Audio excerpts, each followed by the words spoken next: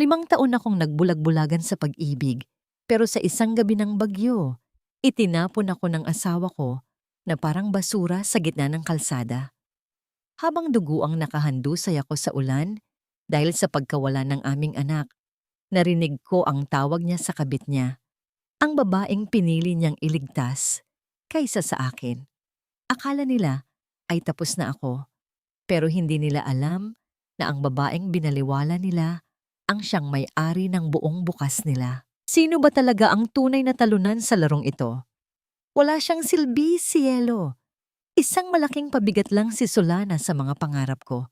Kung hindi ko lang siya naging pananagutan, matagal ko na siyang hiniwalayan para pakasalan ka. Ang boses na yon ni Mateo, na dati ay tila musika sa pandinig ni Solana, ay naging parang matalim na balaraw na bumaon sa kanyang dibdib. Nakatayo si Solana sa labas ng pintuan ng opisina ni Mateo sa kanilang bahay. Bahagyang nakabukas ang pinto. Ang bawat salitang lumalabas sa bibig ng kanyang asawa ay tila lason na, unti-unting pumapatay sa 5 taon ng kanyang katapatan. Sa kanyang nanginginig na mga kamay, mahigpit na hawak ni Solana ang isang maliit na puting sobre. Sa loob nito ay ang resulta ng kanyang huling IVF, isang positibong balita na matagal nilang ipinagdasal. O akala niya ay ipinagdasal din ni Mateo. Kanina lamang ay halos mapaiyak siya sa kagalakan, iniisip kung gaano kalaki ang nangiti ni Mateo kapag nalaman nitong magiging ama na siya. Pero ngayon, ang kagalakang yon ay napalitan ng isang malalim na hukay ng kawalan. But Mateo, paano si Tita Consuelo? She likes her being a maid in this house, right? Ang boses ni Cielo ay puno ng panunuya. May halong halakhak na tila nanunurot sa kaluluwa ni Solana. Hayaan mo si Mama. Ang importante ay ang posisyon ko sa ospital. Kapag naging jamdok na ako, hindi ko na kailangan ng isang babaeng walang ibang alam, kundi ang maglinis ng bahay at magluto ng tuyo. You are the one I need, Cielo. You are my future. Nabitawan ni Solana ang supot ng prutas na binili niya para sa hapunan ni Mateo.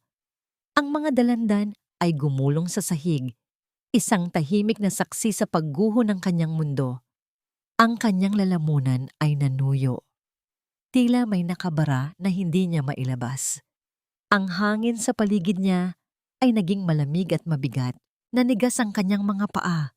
Hindi alam kung tatakbo palayo o susugod sa loob para isampalang katotohanan sa mukha ng dalawa. Anong ginagawa mo rito? Nakikinig ka ba sa usapan ng may usapan?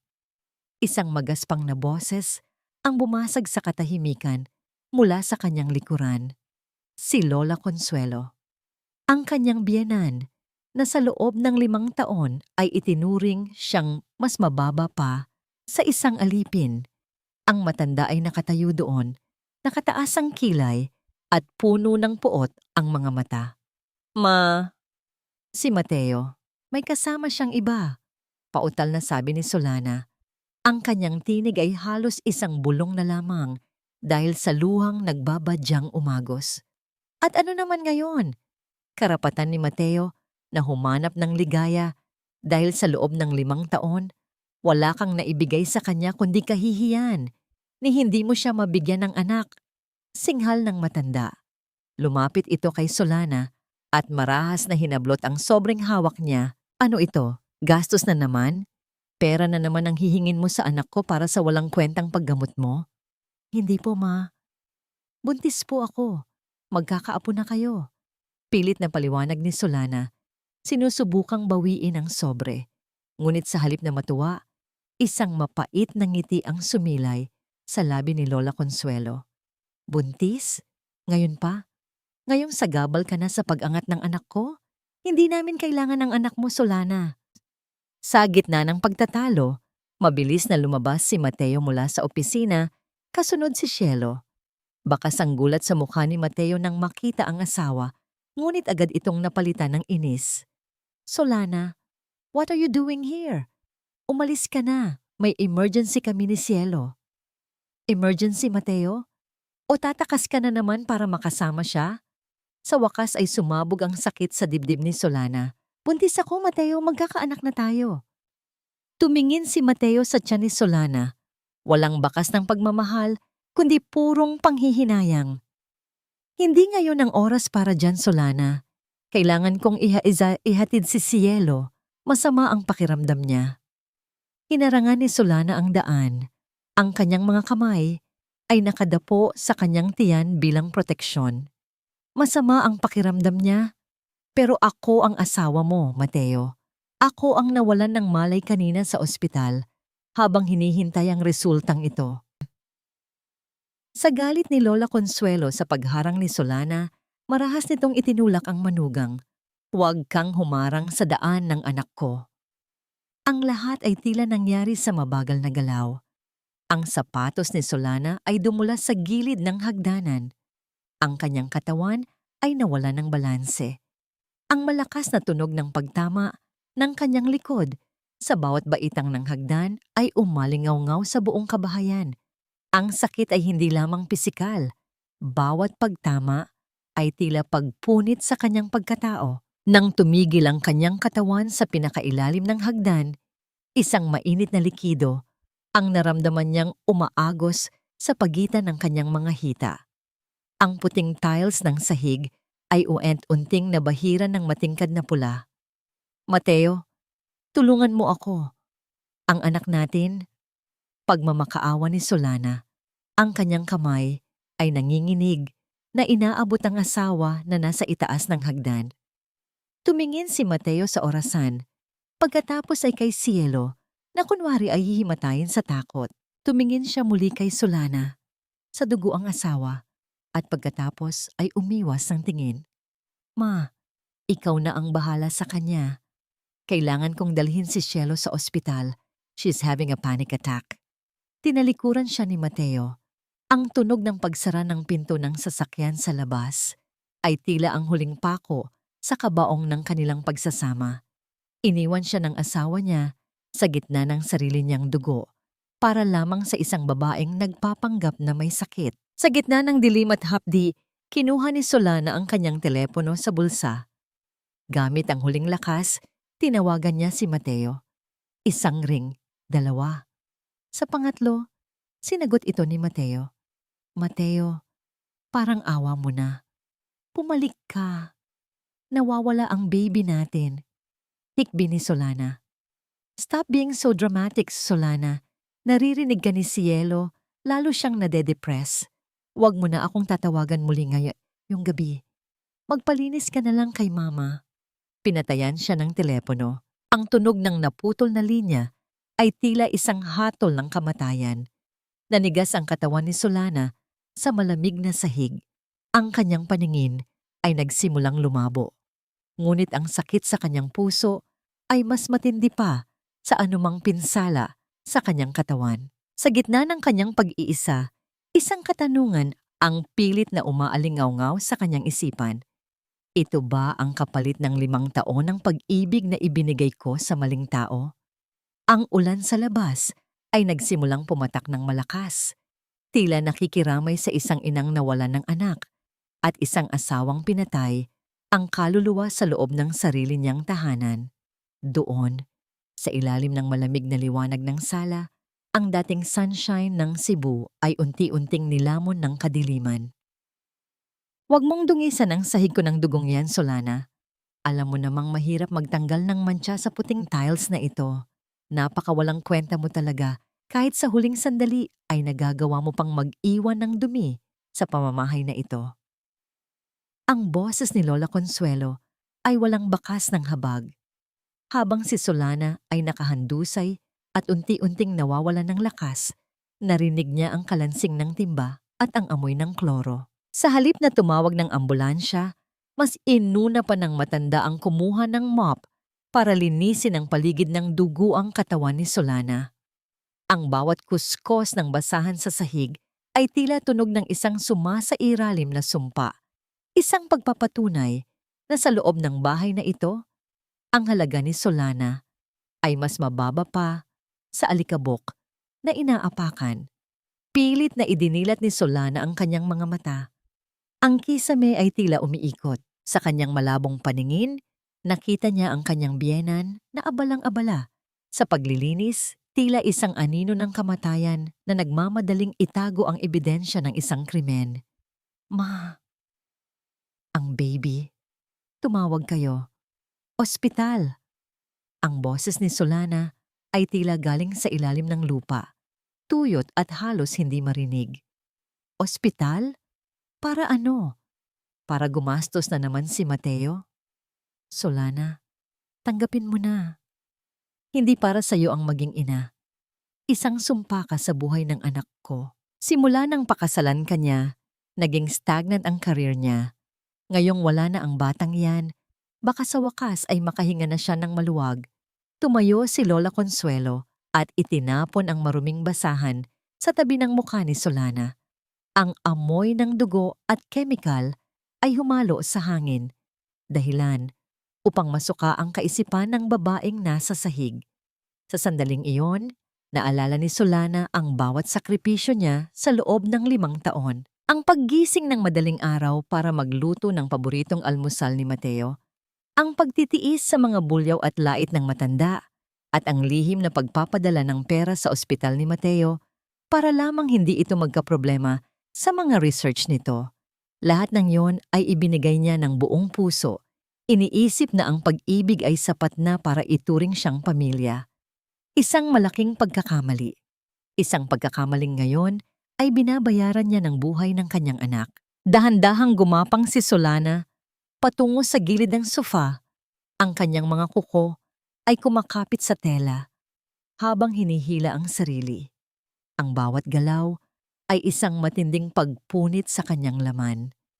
Habang nagpupumilit siyang makatayo, napatitig siya sa isang bahagyang nakabukas na drawer sa ilalim ng center table. Ang drawer kung saan itinatago ni Mateo ang kanyang mga importanteng dokumento. Dahil sa pagmamadali ni Mateo kanina na sundin si Cielo, hindi niya ito naikandado. Sa loob ng drawer, may isang kulay asul na folder na bahagyang nakalabas. Gamit ang huling lakas ng kanyang nanginginig na kamay, hinablot ito ni Solana. Ang kanyang paningin ay lumabo dahil sa luhang muling umagos, ngunit ang pangalan sa loob ng dokumento ay tila naging malinaw at nagliliyab sa kanyang harap. Isa itong kasunduan, isang lihim na kontrata sa pagitan ni Mateo at ng ama ni Cielo, ang biyentrong ng ospital. Ang nakasulat ay malinaw. Isang mabilis na divorce, kapalit ng promosyon bilang Chief of Surgery at ang garantisadong pondo para sa kanyang bagong proyekto. Sa ibaba nito ay ang pirma ni Mateo. Ang pirma ng lalaking kaninang umaga lamang ay hinalikan siya sa noo bago umalis ng bahay. Hindi lang siya ipinagpalit sa ibang babae. Ipinagpalit siya sa isang titulo. Ang kanyang 5 taong pag-aalaga ay tinumbasan lamang ng isang piraso ng papel at isang posisyon sa trabaho. Ano iyang hawak mo? Biglang sigaw ni Lola Consuelo. Mabilis itong lumapit at marahas na hinablot ang folder mula sa kamay ni Solana. Wala kang karapatang pakialaman ang gamit ni Mateo. Isang pulubi ka lang na pinulot namin, Solana. Isang basurang itinira sa mansyon. Sa puntong iyon, tila may kung anong bahagi ng kaluluwa ni Solana ang tuluyang namatay. Ngunit may isang bagong apoy ang sumiklab sa gitna ng abo.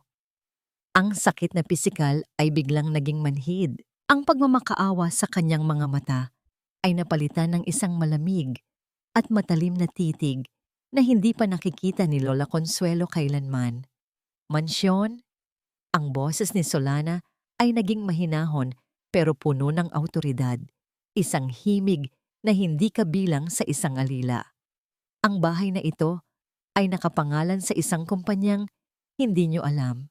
Ang perang pambayad sa kuryente, tubig, at kahit ang mga mamahaling gamot na iniinom mo,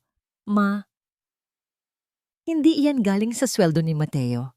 Tumawa ng mapait si Lola Consuelo. Nababaliw ka na dahil sa pagkawala ng anak mo. Saan naman kukuha ng pera ang isang tulad mong ula? Hindi na sumagot si Solana. Pinanood niya ang matanda na talikuran siya at magpatuloy sa paglilinis. Tila ba isa lamang siyang sirang kagamitan na kailangang itapon. Sa gitna ng katahimikan ng gabi, Naririnig ni Solana ang pintig ng kanyang sariling puso. Isang mabagal, ngunit determinadong ritmo. Tumingin siya sa kanyang duguang palad. Ang bawat patak ng dugong nawala sa kanya ay tila isang bayad sa kanyang kalayaan. Sa sandaling ito, ang Solana na nangarap ng simpleng pamilya ay wala na. Ang natitira na lamang ay ang anak ng pinakamayamang tao sa Cebu, ang babaeng binitawan ng korona para sa pag-ibig, at ngayon ay handa na itong bawiin mula sa putikan. Mateo, Mama, bulong niya sa hangin. Ang kanyang mga mata ay nakapako sa dilim sa labas ng bintana. Sana ay nanamnam niyo ang bawat segundong ito dahil ito na ang huling pagkakataon na makikita niyo akong nakaluhod. Pinilit ni Solana na tumayo, kahit na ang bawat buto sa kanyang katawan ay tila nadudurog. Sumandal siya sa pader. Iniiwan ang isang duguang bakas ng kanyang kamay. Isang marka ng kanyang pagbangon. Ang ulan sa labas ay humupa na, at sa gitna ng katahimikan, isang malakas na busina ng sasakyan ang narinig sa tapat ng kanilang gate. Hindi iyon sasakyan ni Mateo. Hindi rin iyon ambulansya. Isang itim na luxury car ang nakatigil doon. Isang lalaking nakasuit ang lumabas, bitbit ang isang payong. Sa kabila ng panghihina, nakilala ni Solana ang bulto ng lalaking iyon.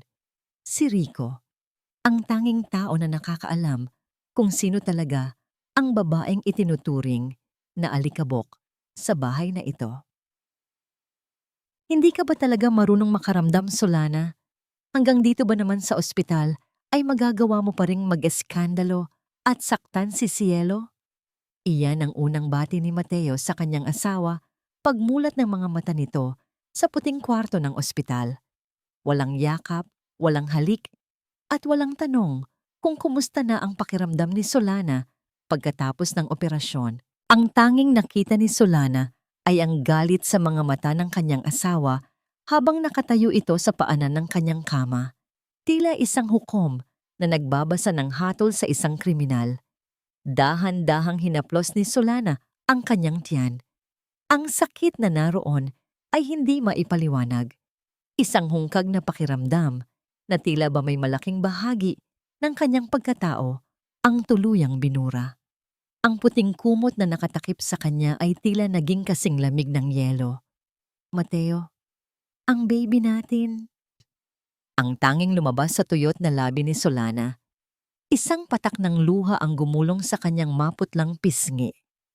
Wala na ang bata, Solana. At kung itatanong mo kung bakit, sisihin mo ang sarili mo at ang kawalan mo ng pag-iingat. Mariing sagot ni Mateo. Ang kanyang boses ay walang bakas ng pait para sa nawalang anak. At huwag mong gamiting dahilan iyan para pagbintangan si Mama. Sinabi niya sa akin ang totoo na ikaw ang sumugod sa kanya at nawalan ng balanse. Bago pa man makasagot si Solana, bumukas ang pinto ng kwarto.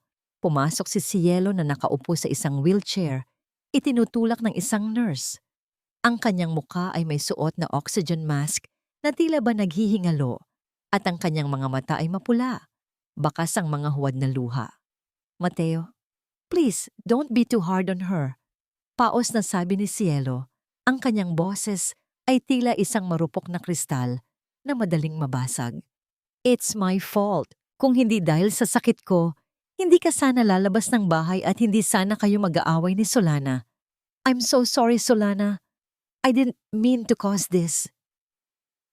Mabilis na lumapit si Mateo kay Cielo at hinawakan ng kamay nito ng may matinding pag-aalaga. Isang pag-aalagang hinding-hindi niya ipinaramdam kay Solana sa loob ng 5 taon. Hush, Cielo. You don't have to apologize. You are the victim here. Masyadong naging emosyonal si Solana at hindi na naisip ang kondisyon mo. Napanood ni Solana ang eksenang yon nang may nanunuyot na lalamunan. Ang mamatay sa sakit ay mas masakit pa kaysa sa mahulog sa hagdanan. Ang babaeng nasa harap niya ay ang siyang dahilan kung bakit tinalikuran siya ni Mateo sa gitna ng ulan. Ngunit heto ito ngayon, nagpapanggap na anghel sa harap ng kanyang asawa. Cielo, Bakit kailangan mong magsinungaling? Mahinang tanong ni Solana. Alam mo ang totoo. Alam mong iniwan ako ni Mateo habang nagmamakaawa ako. Alam mong hindi ako ang sumugod kay Lola Consuelo. Biglang nanginginig ang buong katawan ni Cielo.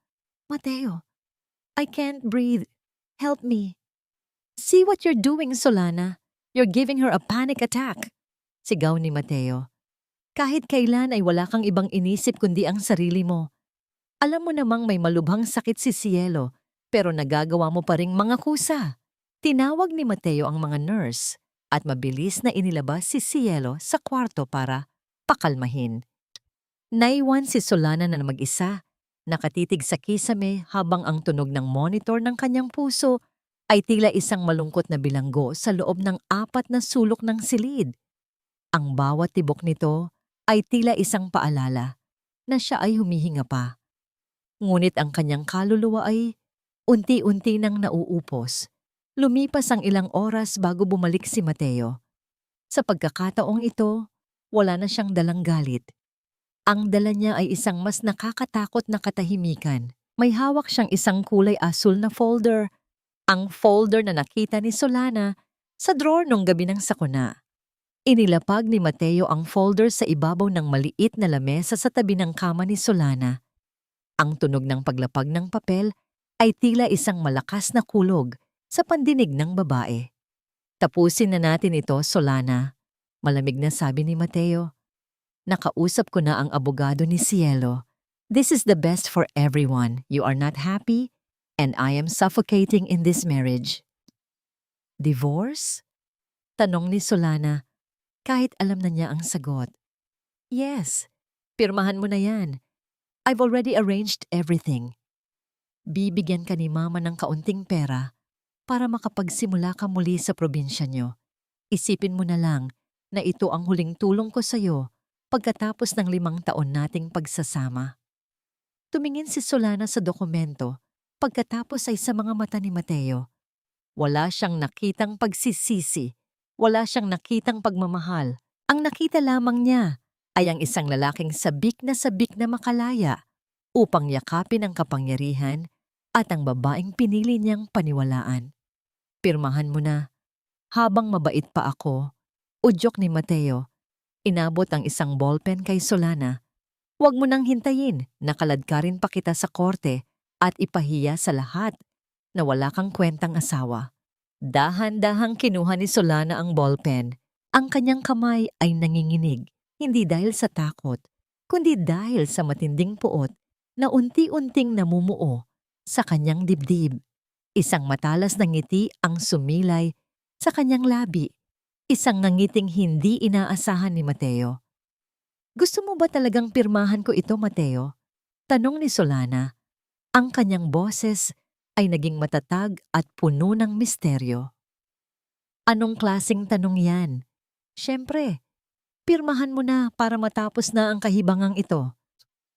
Itinapat ni Solana ang ballpen sa ibabaw ng papel, ngunit bago niya idampi ang tinta, tumingin siya sa bintana ng ospital. Sa labas, nakita niya ang anino ni Rico na naghihintay sa parking lot, nakatayo sa tabi ng itim na sasakyan. Alam ni Solana na sa oras na lumapat ang kanyang pirma, hindi lang ang kasal nila ang matatapos. Matatapos na rin ang oras ng pagpapakumbaba ni Solana. Sige Mateo, pipirmahan ko ito, sabi ni Solana sa isang mahinahong tinig. Pero tandaan mo ang sandaling ito. Tandaan mo ang bawat patak ng luha ko na hinayaan mong bumagsak sa sahig na ito. Dahil bukas, kapag sumikat ang araw, hindi mo na makikilala ang babaeng itinapon mo ngayong gabi. Inilapat ni Solana ang kanyang pirma ng buong diin. Tila ba bawat guhit ay isang sumpa na ibinaba niya sa buhay ng lalaking nasa harap niya. Pagkatapos ay itinapon niya ang ballpen sa dibdib ni Mateo. Lumabas ka na, utos ni Solana, at isama mo ang huwad mong kasintahan. Huwag na huwag niyo nang hahayaang magtagpo ang landas natin muli. Dahil baka hindi niyo kayanin ang muling pagkikita natin. Nagtaka si Mateo sa biglang pagbabago ng aura ni Solana, ngunit nanaig ang kanyang kayabangan. Kinuha niya ang folder at tumalikod. Good luck, Solana, You're going to need it. Dahil sa labas ng bahay ko, wala kang kahit ano. Nang sumara ang pinto, nanatiling nakaupo si Solana sa kama. Kinuha niya ang kanyang lumang cellphone at mabilis na nagdial ng isang numero na 5 taon niyang hindi tinatawagan. Rico, bungad niya nang sagutin ang tawag. Ihanda mo ang lahat. Ang party, ang mga dokumento sa ospital, at ang press. Sabihin mo sa board of directors, ang tunay na may-ari ng Solana Shipping Lines ay nagbabalik na. Ang bawat hakbang ni Solana palabas ng ospital ay tila paglalakad sa ibabaw ng mga bubog. Mahapdi ang kanyang katawan, ngunit mas matindi ang hapdi sa kanyang kalooban na tila unti-unting naninigas sa lamig. Wala siyang dalang kahit ano, walang bag, walang pera, at walang asawang aalalay sa kanya. Suot pa rin niya ang kupas na t-shirt na may mantsa ng tuyong dugo, isang paalala ng malupit na gabing kumuha sa kanyang anak. Sa labas ng gate ng ospital, nakita niya ang pamilyar na itim na sasakyan ni Mateo na papasok pa lamang. Huminto ito sa kanyang tapat, bumaba ang bintana at lumabas ang mukha ni Mateo. Suot ang kanyang puting coat na tila ba simbolo ng kanyang pagiging tagapagligtas ng buhay habang sa katotohanan ay siya ang pumaslang sa kaligayahan ni Solana. Saan ka pupunta? Wala ka pang discharge papers, Solana. Huwag kang gumawa ng eksena rito. Nakakahiya sa mga kasamahan ko. Bungad ni Mateo, ang kanyang boses ay puno ng pagkairita sa halip na pag-aalala. Tumingin si Solana sa kanyang asawa, ang lalaking huling beses niyang titingnan bilang kabiyak. Ang kahihiyan mo ay wala nang halaga sa akin, Mateo. Tapos na tayo. Hindi ba't yan ang gusto mo? Fine. Kung gusto mong magpakamartir at maglakad sa kalsada na parang pulubi, nasa sayo iyan. Huwag mo lang balaking bumalik sa bahay para humingi ng tawad. Sabi ni Mateo bago mabilis na itinaas ang bintana at pinaharurot ang sasakyan patungo sa parking lot ng mga doktor. Pinanood ni Solana ang paglayo ng sasakyan hanggang sa maglaho ito sa kanyang paningin. Isang mapait na buntong hininga ang kumawala sa kanyang dibdib. Sa gitna ng ingay ng lungsod at usok ng mga sasakyan, naramdaman niya ang isang pamilyar na presensya sa kanyang likuran. Isang matangkad na lalaki na nakabarong ang lumapit sa kanya. Hawak ang isang itim na payong upang harangan ang matinding sikat ng araw. Si Rico. Ang kanyang mga mata ay puno ng respeto. Ngunit may bahid ng pait dahil sa nasasaksihang kalagayan ng babaeng matagal na niyang pinoprotektahan mula sa malayo. Chairperson Solana, mahinahong sabi ni Rico. Ang kanyang tinig ay tila isang mainit na kumot sa gitna ng nagyayelong gabi. Handa na po ang lahat. Kanina pa po naghihintay ang mga tauhan niyo sa pier. Salamat, Rico. Pero bago tayo pumunta doon, may huli pa akong kailangang gawin. Sagot ni Solana. Kailangan kong kunin ang tanging bagay na mahalaga sa akin sa bahay na yon. Pagdating nila sa bahay ni na Mateo, bumungad sa kanila si Lola Consuelo na abalang nagdidilig ng mga halaman. Nang makita ang sasakyang lulan si Solana, agad itong lumapit na may nakakalokong ngiti. Ngiti. Bumalik ka pa? Akala ko ba ay may pride ka? O baka naman nagutom ka na at wala kang makainan? Uyam ng matanda. Ngunit natigil ang kanyang pananalita nang makita ang lalaking bumaba sa driver's seat at pinagbuksan ng pinto si Solana nang may matinding paggalang. Hindi pinansin ni Solana ang biyenan.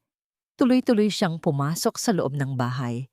Sa ilalim ng kanyang kama, kinuha niya ang isang lumang kahon ng sapatos. Sa loob nito ay ang huling alaala ng kanyang ama. Isang gintong relos na may ukit ng sagisag ng Solana Shipping Lines at isang lumang litrato nilang dalawa. Hoy, ano ang ninanakaw mo dyan? Sigaw ni Lola Consuelo na sumunod sa kanya. Lahat ng gamit sa bahay na ito ay pag-aari ni Mateo.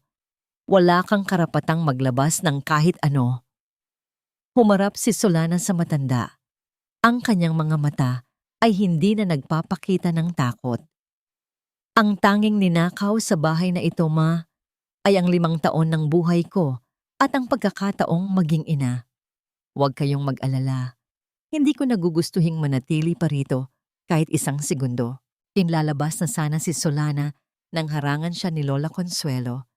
Isang basurera ka lang na pinalad na makatira sa mansyong ito. Magpasalamat ka at pinatira ka namin. Mansyon? Natawa ng mahina si Solana, isang tawang puno ng misteryo. Sana ay maging masaya kayo rito, ma. Sana ay kayanin niyo ang mga bayarin kapag dumating na ang totoong may-ari ng lupang kinatatayuan nito. Lumabas si Solana at sumakay sa sasakyan ni Rico. Sa loob ng sasakyan, iniabot ni Rico sa kanya ang isang tablet na naglalaman ng mga corporate files. Chairperson, ayon sa audit, si Mateo ay gumamit ng pondo mula sa inyong lihim na scholarship foundation para bayaran ang utang ni Cielo sa ibang bansa. Bukod pa doon, ang ospital na pinagtatrabahuhan niya ay kasalukuyang nasa gitna ng krisis sa pondo.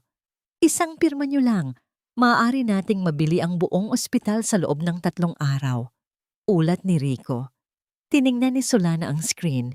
Ang pangalan ni Mateo ay nakabandera sa bawat dokumento ng maling paggamit ng pondo. Huwag muna, Rico. Hayaan nating isipin nila na sila ang nananalo.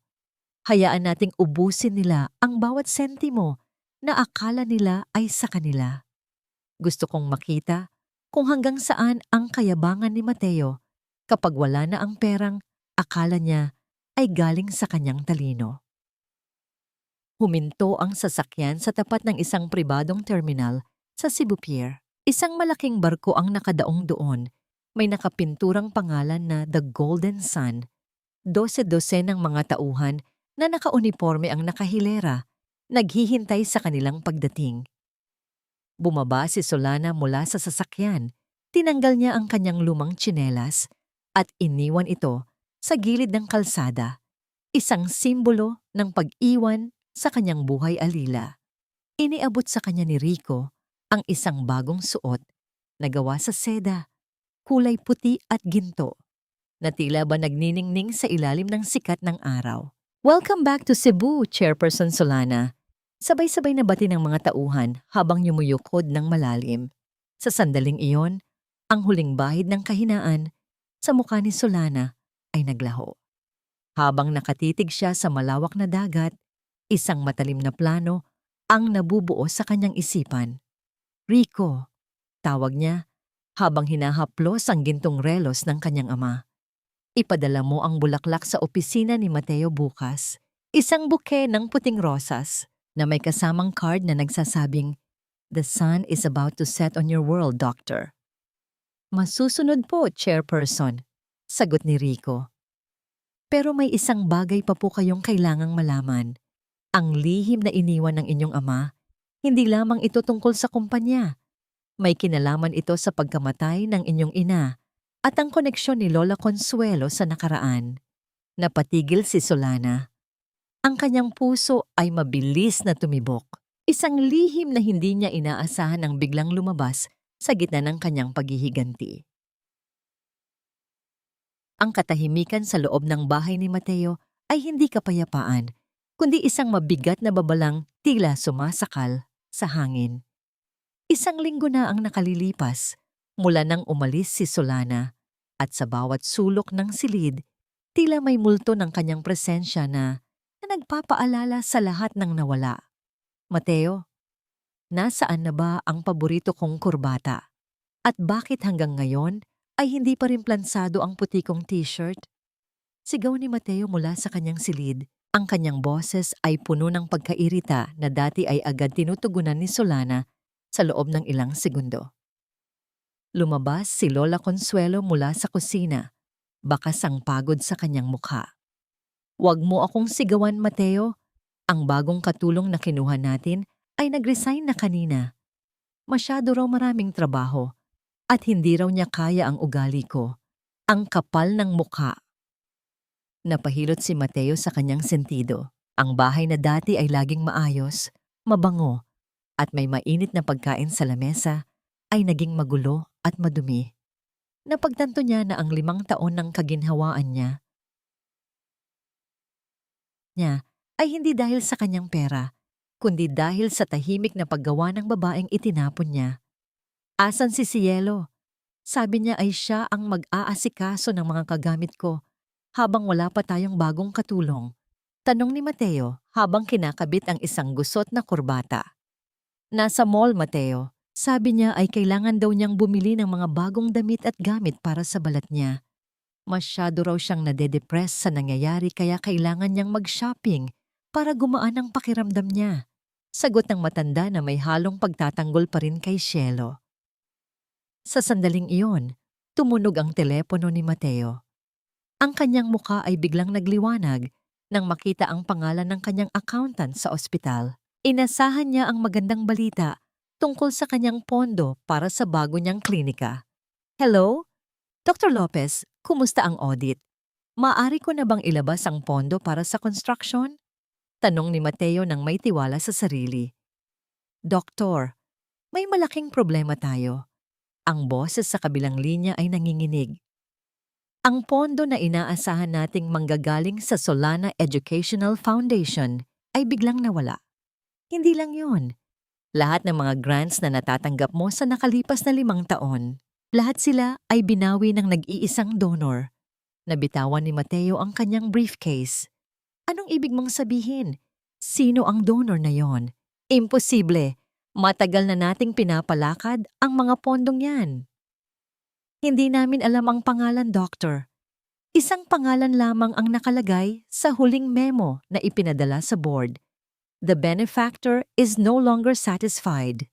At ang mas malala, nagsampa sila ng reklamo para sa audit ng bawat sentimong ginamit mo sa nakalipas na mga buwan. Mateo, kung hindi mo maibabalik ang kulang na 5 milyong piso, baka masuspend ang lisensya mo. Nanlamig ang buong katawan ni Mateo. 5 milyong piso. Iyon ang perang ginamit niya para sa luho ni Cielo, sa mga mamahaling gamit ni Lola Consuelo at sa pagbili ng bagong sasakyan na akala niya ay galing sa kanyang sariling pinaghirapan. Samantala, sa isang mataas na gusali sa Cebu na nakaharap sa asul na karagatan, isang magandang babae ang nakaupo sa likod ng isang malawak na lamesang gawa sa mahogany. Suot ang isang itim na silk dress na tila yumayakap sa kanyang bagong anyo. Tinitingnan ni Solana ang audit report ni Mateo sa kanyang tablet. Walang galit sa kanyang mga mata. Tanging isang malamig at matalas na determinasyon.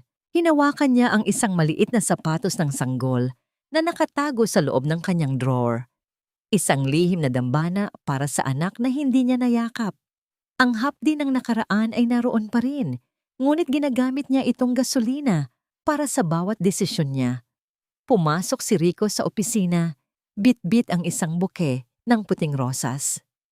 Chairperson, naipadala na po ang bulaklak sa opisina ni Mateo gaya ng utos niyo. Kasalukuyan na ring nagkakagulo sa ospital. Ang mga investor ay nagsisimula na ring magtanong tungkol sa kanyang integridad. Mabuti. Mahinahong sagot ni Solana. Gusto kong maramdaman niya ang bawat segundong pagbagsak. Gusto kong makita kung gaano katibay ang pag-ibig nila ni Cielo kapag wala na ang gintong pedestal na kinatatayuan nila. May isa pa po, Chairperson, dagdag ni Rico habang iniabot ang isang folder. Tungkol po sa inyong ina, nakumpirma po namin na bago siya pumanaw, si Lola Consuelo ay dating tauhan sa bahay ng inyong ama. May mga dokumentong nagpapatunay na may kinalaman siya sa isang malaking nakaw na impormasyon na naging sanhi ng pagkalugi ng inyong ama noon. Nanlaki ang mga mata ni Solana. Ibig mong sabihin, hindi lang ako ang naging biktima ng pamilyang iyan. Ang pamilya ko, ang mga magulang ko, matagal na nilang kinalaban. Opo, Chairperson, tila matagal nang nagpaplano si Lola Consuelo na makapasok sa buhay niyo. Ang pagpapakasal ni Mateo sa inyo, maaaring hindi iyon aksidente. Tumayo si Solana at lumapit sa malaking bintana. Ang sikat ng araw sa Cebu ay nagniningning sa ibabaw ng dagat. Ngunit ang kanyang puso ay tila nasa gitna ng isang bagyo. Ang paghihiganti niya ay hindi na lamang tungkol sa kanyang sarili at sa kanyang anak.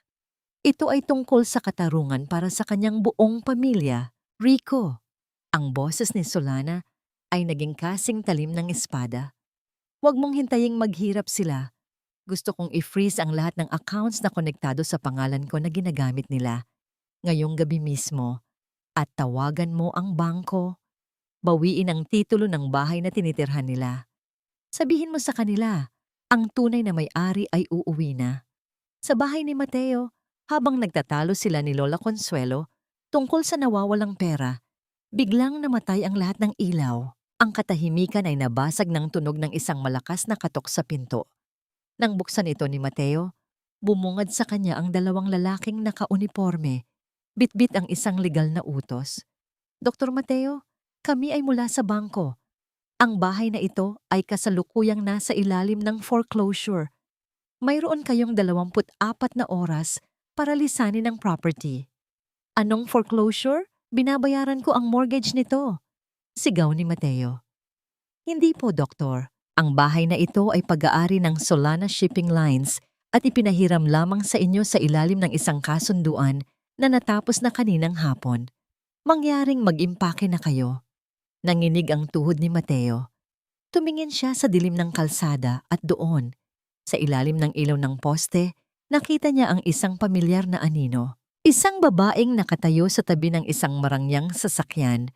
Ang kanyang buhok ay hinahangipan ng hanging gabi at ang kanyang mga mata ay nagniningning na tila mga bituin sa gitna ng kadiliman. Solana. Ang boses ni Mateo ay naging isang pautal na bulong. Ang kanyang mga paa ay tila kusa nang naglakad patungo sa gate.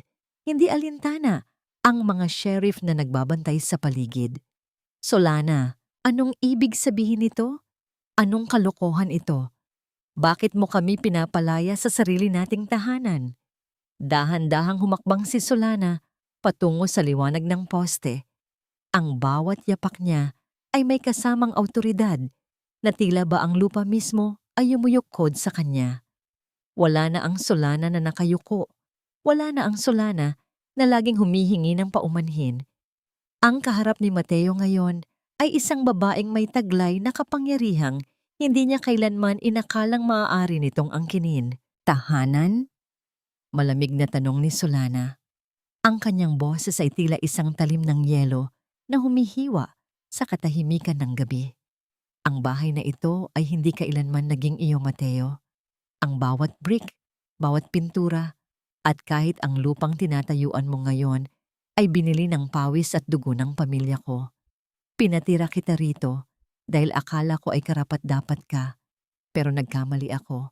Ang bahay na ito ay para sa isang pamilya, hindi para sa isang traidor at sa kanyang kinakasama. Solana, makinig ka, sigaw ni Mateo. Pilit na inaabot ang kamay ni Solana, ngunit hinarangan siya ni Rico. Naguguluhan ka lang. Alam kong masama ang loob mo dahil sa nangyari sa anak natin, pero hindi kailangang umabot sa ganito. Pag-usapan natin ito sa loob, palamigin mo ang ulo mo. Isang mapait na tawa ang kumawala sa mga labi ni Solana. Pag-usapan? 5 taon nating pinag-usapan ng lahat, Mateo, pero ni isang beses ay hindi mo ako pinakinggan. Ngayon, ang tanging maririnig mo sa akin ay ang tunog ng pagsara ng pinto ng nakaraan mo. Sa gitna ng sigawan, lumabas si Cielo mula sa loob ng bahay. Hila-hila ang kanyang mamahaling maleta. Ang kanyang mukha ay wala ng bakas ng pagiging may sakit. Sa halip, puno ito ng galit at takot. Mateo, gawin mo ang paraan. Hindi pwedeng dito tayo matulog sa labas. Masyadong madumi at mainit dito. My skin is too sensitive for this. Reklamo ni Cielo. Tila ba mas mahalaga pa ang kanyang balat kaysa sa pagkawasak ng buhay ni Mateo? Tumingin si Solana kay Cielo. Ang kanyang titig ay puno ng panghahamak. Huwag kang mag-alala, Cielo. May nakahandang lugar para sa inyo. Isang maliit na apartment sa dulo ng lungsod, doon sa lugar kung saan nanggaling si Mateo bago ko siya binihisan at ginawang tao. Bagay kayo doon. Doon ay walang aircon na sisira sa sensitive skin mo. You bitch! Susugod sana si Cielo pero hinawakan siya ni Mateo. Solana, parang awa mo na. Ang mama ko, matanda na siya. Saan kami pupunta? Pagmamakaawa ni Mateo, ang kanyang kayabangan ay unti-unti nang natutunaw. Lumingon si Solana kay Lola Consuelo na ngayon ay nakaupo sa sahig ng beranda. Yakap ang kanyang mga alahas at umiiyak nang walang tunog. Walang naramdamang habag si Solana. Naalala niya ang bawat lait, bawat sampal, at ang malupit na pagtulak sa kanya sa hagdanan na kumuha sa buhay ng kanyang anak. Ang mama mo ay sanay sa hirap, Mateo. Hindi ba't yan ang laging sinasabi niya sa akin? Na dapat akong matutong magtiis dahil galing ako sa hirap? Ngayon, pagkakataon na niyang ipakita kung gaano siya kahusay magtiis. Sagot ni Solana. Lumapit si Rico kay Solana at bumulong. Chairperson, kailangan na nating umalis. Marami pa tayong gagawin para sa anibersaryo bukas. Tumango si Solana. Bago siya sumakay sa sasakyan, may isang bagay siyang napansin sa damuhan. Isang maliit na sapatos ng sanggol. Ang sapatos na dapat sana ay isusuot ng kanyang anak paglabas nito sa ospital. Marumi na ito at basa ng hamog. Dahan-dahang yumuko si Solana at pinulot ang sapatos. Ito ang kanyang golden moment. Isang sandali kung saan ang lahat ng puot ay panandaliang napalitan ng isang napakasakit na pangungulila. Hinaplos niya ang malambot na tela at ipinikit ang kanyang mga mata. Sa gitna ng kaguluhan, doon niya naramdaman ang tunay na dahilan kung bakit niya ito ginagawa. Hindi ito para sa pera, hindi ito para sa titulo. Ito ay para sa katarungan ng isang kaluluwang hindi man lang nabigyan ng pagkakataong huminga. Paalam ba, Mateo? Bulong ni Solana nang hindi tumitingin sa asawa. Sana ay maging sapat ang pag-ibig ni Cielo para busugin ang sikmura niyo at bayaran ang mga utang mo. Dahil simula ngayon, ang pangalang Mateo Lopez ay burado na sa mundo ng medisina. Paharurot na umalis ang sasakyan ni Solana. Iniwan ang mag-asawa at ang matanda sa gitna ng kalsada, napapaligiran ng kanilang mga gamit na nakatambak sa ulan. Ngunit habang papalayo ang sasakyan, napansin ni Rico ang isang itim na van na nakaparada sa kanto. Kanina pa sumusunod sa kanila mula sa ospital. Chairperson, seryosong sabi ni Rico habang nakatingin sa rearview mirror. Hindi lang si Mateo ang kailangan nating bantayan. May mga mata ang ospital na hindi natin inaasahan. Ang ama ni Cielo, hindi siya papayag na masira ang reputasyon ng anak niya ng ganoon na lamang. Biglang bumilis ang takbo ng puso ni Solana. Isang lihim na mensahe ang pumasok sa kanyang cellphone mula sa isang hindi kilalang numero. Nasa amin ang diary ng iyong ama. Kung gusto mo itong makuha ng buo, pumunta ka sa lumang pantalan ng hating gabi. Mag-isa. Nanlamig ang mga kamay ni Solana. Ang diary ng kanyang ama, ang huling piraso ng katotohanan tungkol sa pagkamatay ng kanyang ina at ang tunay na dahilan kung bakit siya ipinakasal kay Mate. Huwag mong akalain na dahil nakuha mo ang bahay ay nakuha mo na ang lahat, Solana.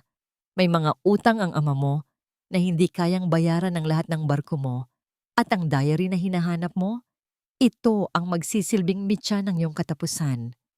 Ang boses ni Dr. Valderrama, ang ama ni Cielo, ay umalingaw-ngaw mula sa isang voice message na ipinadala sa telepono ni Solana. Ang bawat salita ay puno ng lason, isang direktang hamon mula sa isang taong sanay na humawak ng buhay at kamatayan sa kanyang mga kamay. Nakalubog ang likod ni Solana sa malambot na upuan ng kanyang bagong opisina. Ngunit ang kanyang katawan ay naging kasing tigas ng bato. Sa kanyang kaliwang kamay, mahigpit niyang hawak ang maliit na sapatos ng sanggol, ang tanging alaala ng kanyang anak. Sa kanyang kanan, ang teleponong nagdadala ng banta ng katotohanan, napakait ng tadhana.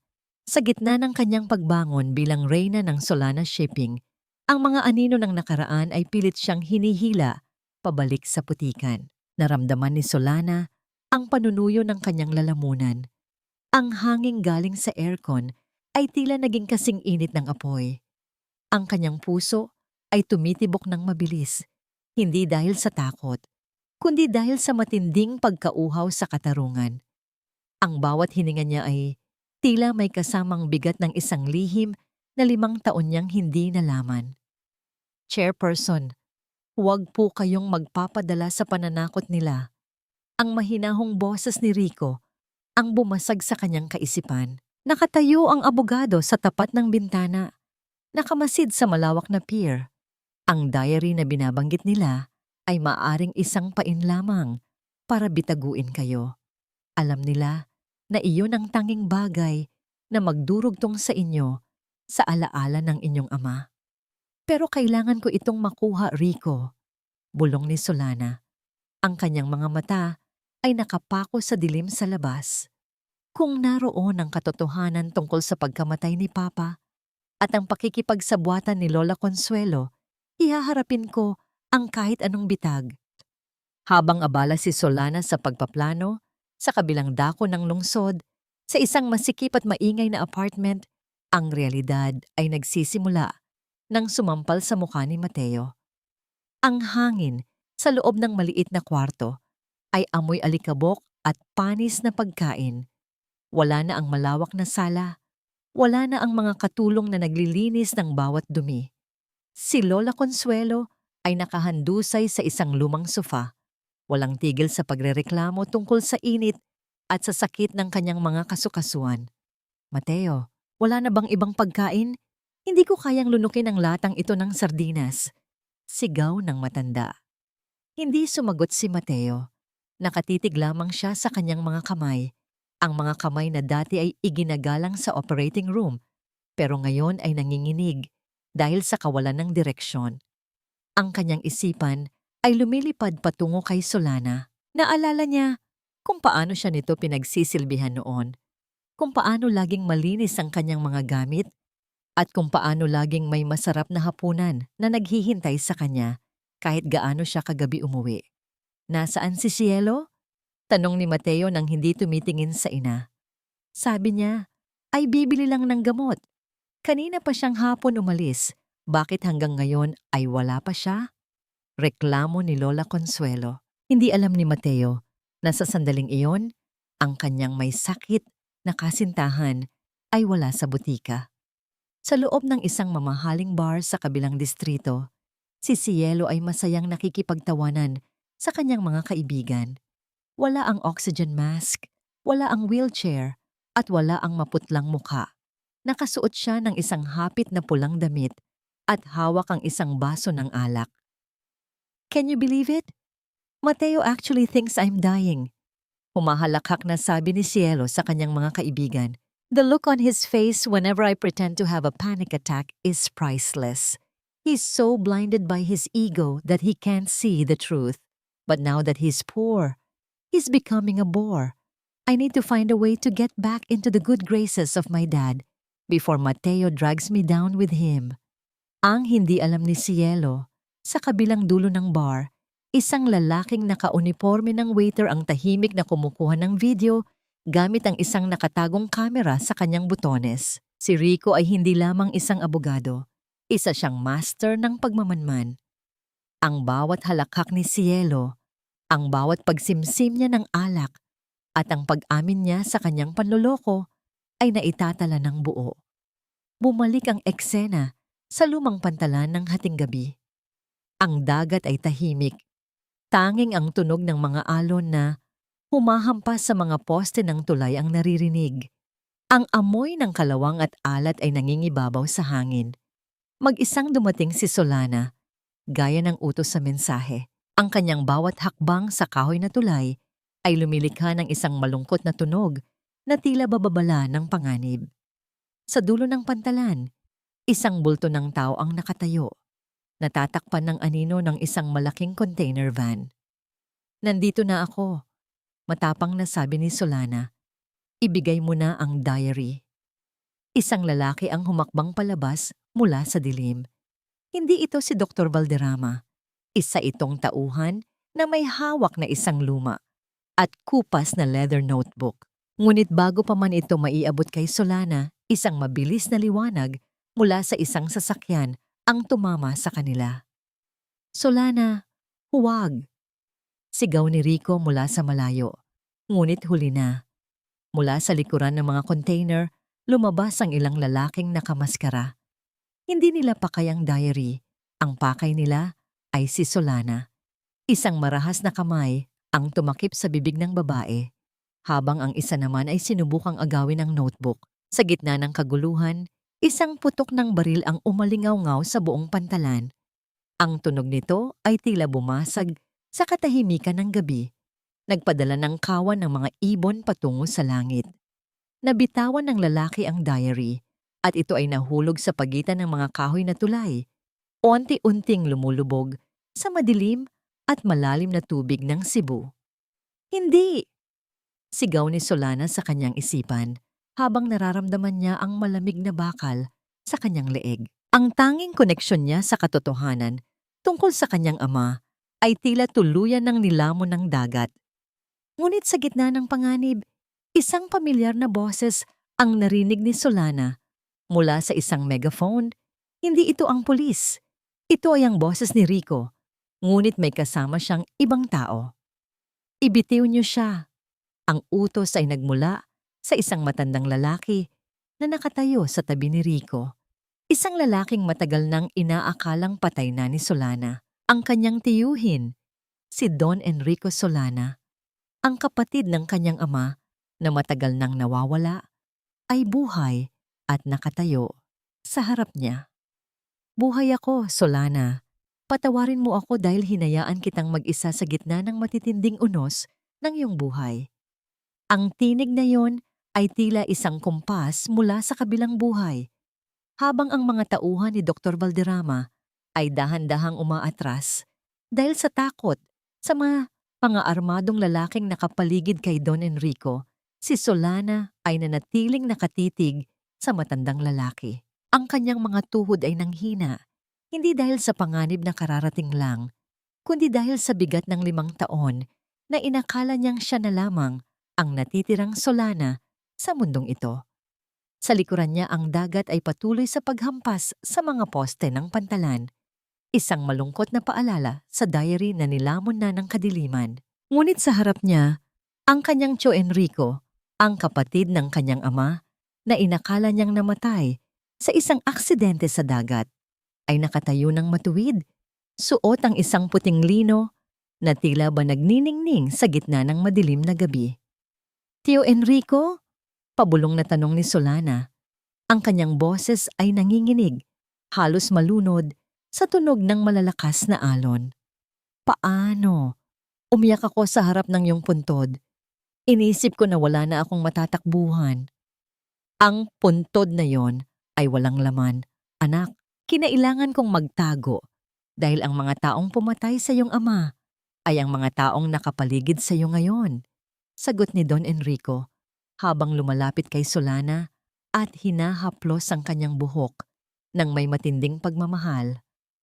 "Ngunit ang panunood sa iyo mula sa malayo habang tinitiis mo ang kalupitan ng pamilyang Lopez, iyon ang pinakamahirap na sakripisyong ginawa ko." Ang sakit sa dibdib ni Solana ay muling kumitig. Sa bawat haplos ng kanyang tiyo, naalala niya ang bawat gabing umiiyak siya sa bisig ni Mateo, humihingi ng kalinga na kailanman ay hindi nito naibigay ng buong puso.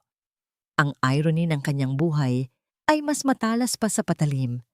Ang taong inakala niyang patay ay siyang nagpoprotekta sa kanya, habang ang taong inakala niyang buhay bara sa kanya ay siyang unti-unting pumapatay sa kanyang kaluluwa. Naramdaman ni Solana ang pagpatak ng kanyang mga luha, hindi na dahil sa awa sa sarili, kundi dahil sa isang uri ng pag-asang matagal na niyang ibinaon. Ang kanyang puso, na dati ay tila isang tuyot na lupa, ay unti-unting dinidilig ng katotohanang hindi siya nag-iisa sa labang ito. Ang diary ni Papa, nawala na ito, tiyo. Hikbi ni Solana, nakatingin sa madilim na tubig. "Huwag kang mag-alala, Solana.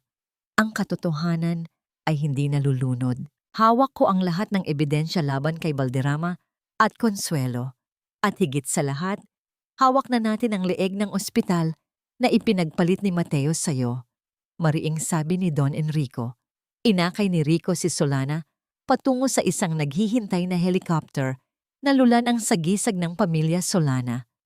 Habang papalayo sila sa pantalan, nakita ni Solana mula sa itaas ang liwanag ng lungsod ng Cebu, ang kanyang teritoryo, ang kanyang kaharian na matagal niyang kinalimutan. Samantala, sa isang maliit at madilim na eskinita, si Mateo ay kasalukuyang nakatayo sa tapat ng isang lumang karinderya. Ang amoy ng kanal at usok ay tila sumasakal sa kanyang dating high society na pangamoy. Hawak niya ang isang plastik ng kanin at ulam, ang huling pera sa kanyang bulsa na dapat sana ay pambili ng gamot ni Lola Consuelo. Mateo, bakit ang tagal mo? Gutom na ako at ang init-init dito sa loob. Ang boses ni Cielo ay umalingaw-ngaw mula sa loob ng kanilang maliit na kwarto. Pumasok si Mateo at nakita si Cielo na nakaupo sa sahig, abala sa paglalagay ng lotion sa kanyang mga binti habang nakatutok ang isang lumang electric fan na maingay ang tunog. Cielo, ito lang ang nakayanan ko. Nawalan na ako ng access sa lahat ng accounts ko. Mahinahong sabi ni Mateo. What? Sardinas na naman? Mateo, I told you my stomach is sensitive. I need healthy food for my condition. Sigaw ni Cielo, sabay tabig sa plastik ng pagkain na kumalat sa sahig. Napatitig si Mateo sa pagkaing nakakalat. Sa sandaling iyon, isang alaala ang biglang pumasok sa kanyang isipan. Si Solana, na kahit pagod mula sa paglilinis, ay laging nakangiti habang inihahain sa kanya ang pinakapaborito niyang ulam, mainit at masarap. Ni minsan ay hindi siya nagreklamo si Solana kahit natuyo lang ang pagsaluhan nila noong nagsisimula pa lamang siya. Sensitive? Mahinang tanong ni Mateo. Ang kanyang boses ay puno ng pait. Cielo, baka nakakalimutan mo. Wala na tayo sa mansyon at baka dapat mong malaman na ang kondisyon mo ay tila mas gumaganda pa habang naghihirap tayo ni hindi ka na hinihingal ngayon. Anong ibig mong sabihin? Pinagbibintangan mo ba ako? Depensa ni Cielo, ang kanyang mga mata ay nanlilisik.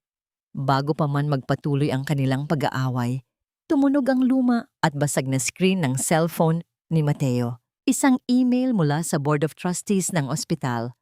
Dr. Mateo Lopez, formally informed that the Solana Shipping Group has completed the hostile takeover of the medical center.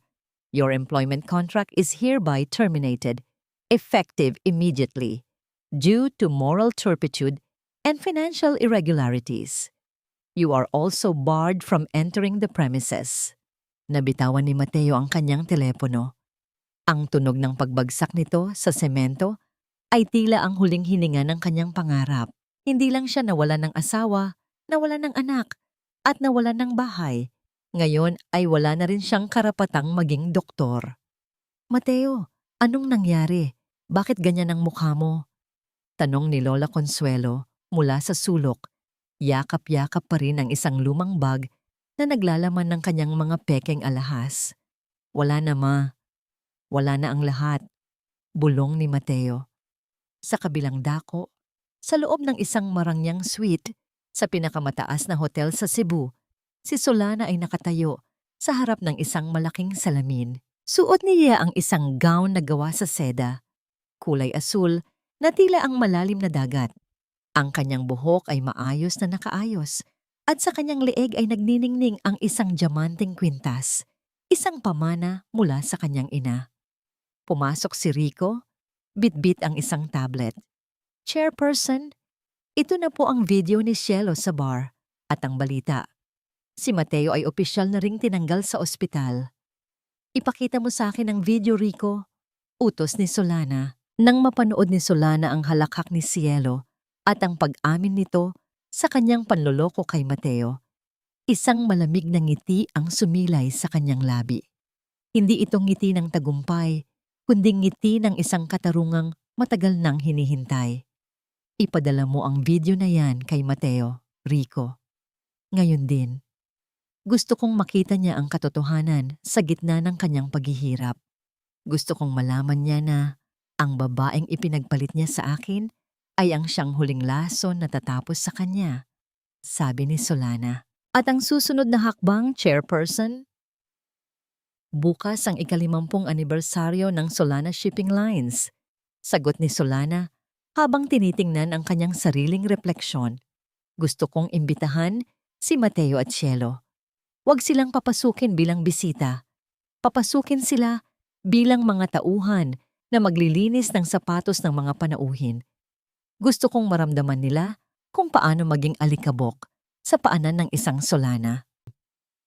Ngunit sa gitna ng kanyang plano, napansin ni Solana ang isang maliit na peklat sa kanyang braso, ang marka ng kanyang pagkakahulog sa hagdan. Isang katanungan ang pilit na bumabalik sa kanyang isipan. Sapat ba ang paghihiganti para punan ang puwang sa kanyang puso para sa anak na nawala? O ang tunay na katarungan ay ang matutong bumitaw sa galit upang tuluyang makabangon? Isang katok sa pinto ang bumasag sa kanyang pag-iisip.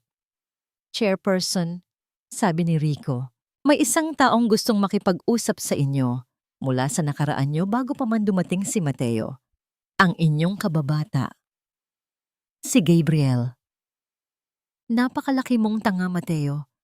Akala mo ba ay mahal ka talaga ng babaeng yan? Ginamit ka lang niya para pagtakpan ang kanyang mga utang at ang kanyang pagiging baog. Ang boses ni Cielo sa video na ipinadala ni Rico ay tila isang paulit-ulit na sampal sa mukha ni Mateo. Sa loob ng madilim at mabahong kwarto sa eskinita, ang tanging liwanag ay nagmumula sa basag na screen ng kanyang cellphone. Pinanood ni Mateo ang bawat halakhak ni Cielo sa bar, ang bawat pag-inom nito ng alak, at ang bawat pangungutya nito sa kanyang pagkatao. Ang bawat tawa ni Cielo ay tila isang matalim na kutsilyo na humihiwa sa natitirang piraso ng dangal ni Mateo. Napatingin siya sa paligid, sa tumpok ng mga maruming damit, sa amoy ng kanal na pumapasok sa bintana, at sa kanyang ina na kasalukuyang natutulog sa isang manipis na banig.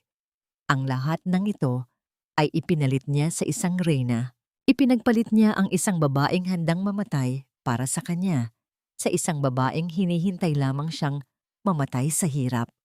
Sa sandaling iyon, tila ang mundo ni Mateo ay tuluyan ng huminto. Ang bawat halakhak ni Cielo sa video ay naging parang mga martilyong pumupukpok sa kanyang sentido.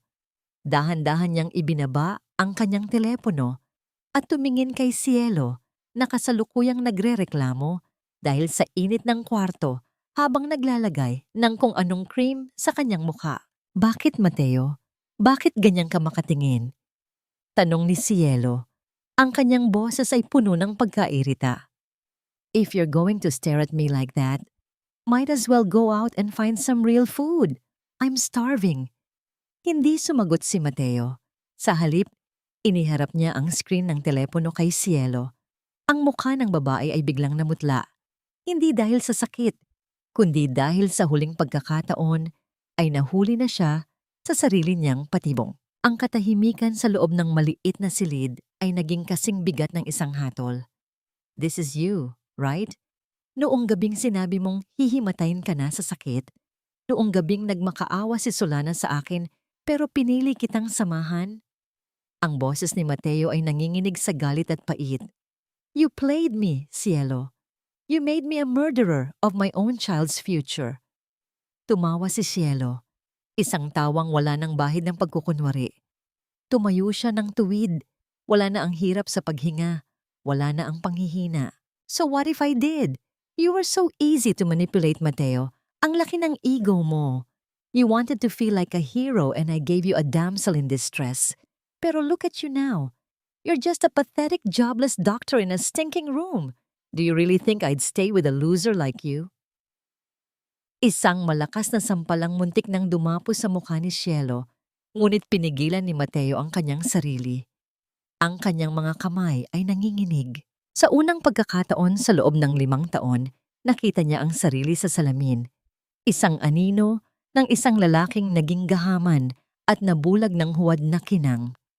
Samantala, sa loob ng isang tahimik na hardin sa itaas na yung Solana Building, si Solana ay nakaupo sa tabi ni Gabriel.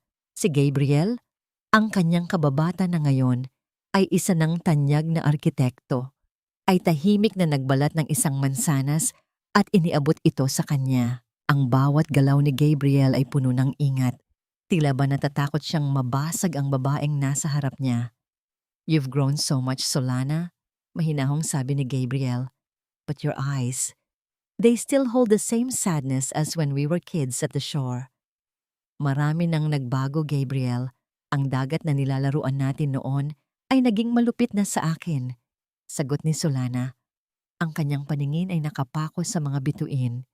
"Hindi nagbabago ang dagat, Solana. Ang mga tao lang ang nakakalimot kung paano lumangoy sa gitna ng alon." Tugon ni Gabriel habang hinahawakan ng kamay ni Solana. Hindi ito ang hawak ng isang nagmamay-ari, kundi hawak ng isang nagpoprotekta.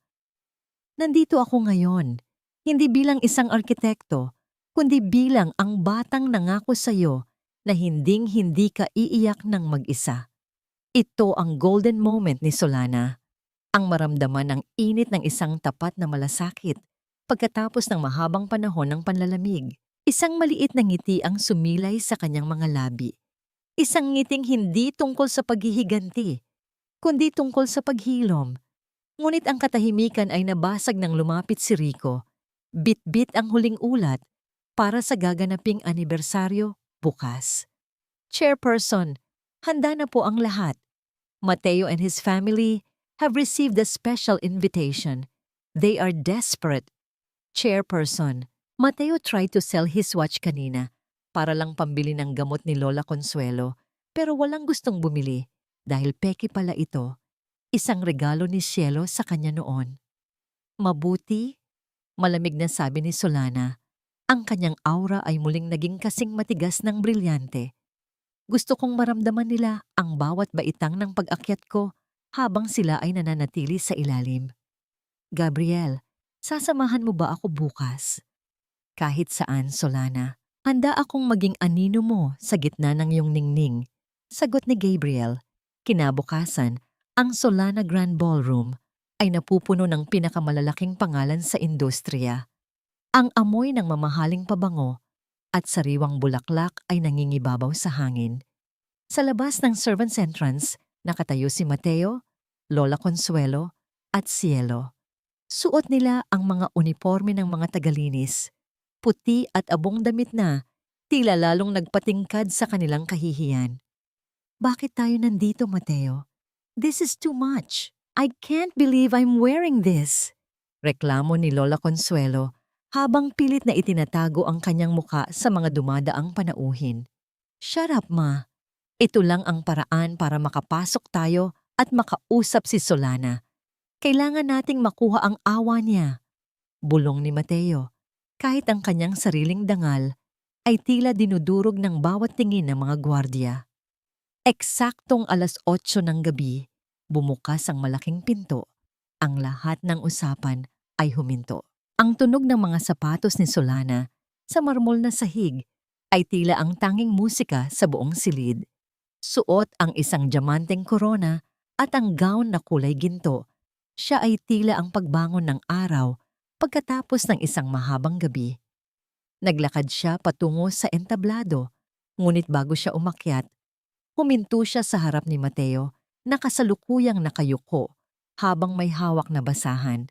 Dahan-dahang itinaas ni Solana ang kanyang kamay at hinayaan ang kanyang mamahaling panyo na mahulog sa paanan ni Mateo. "Dr. Mateo Lopez," ang boses ni Solana ay umalingaw sa buong ballroom.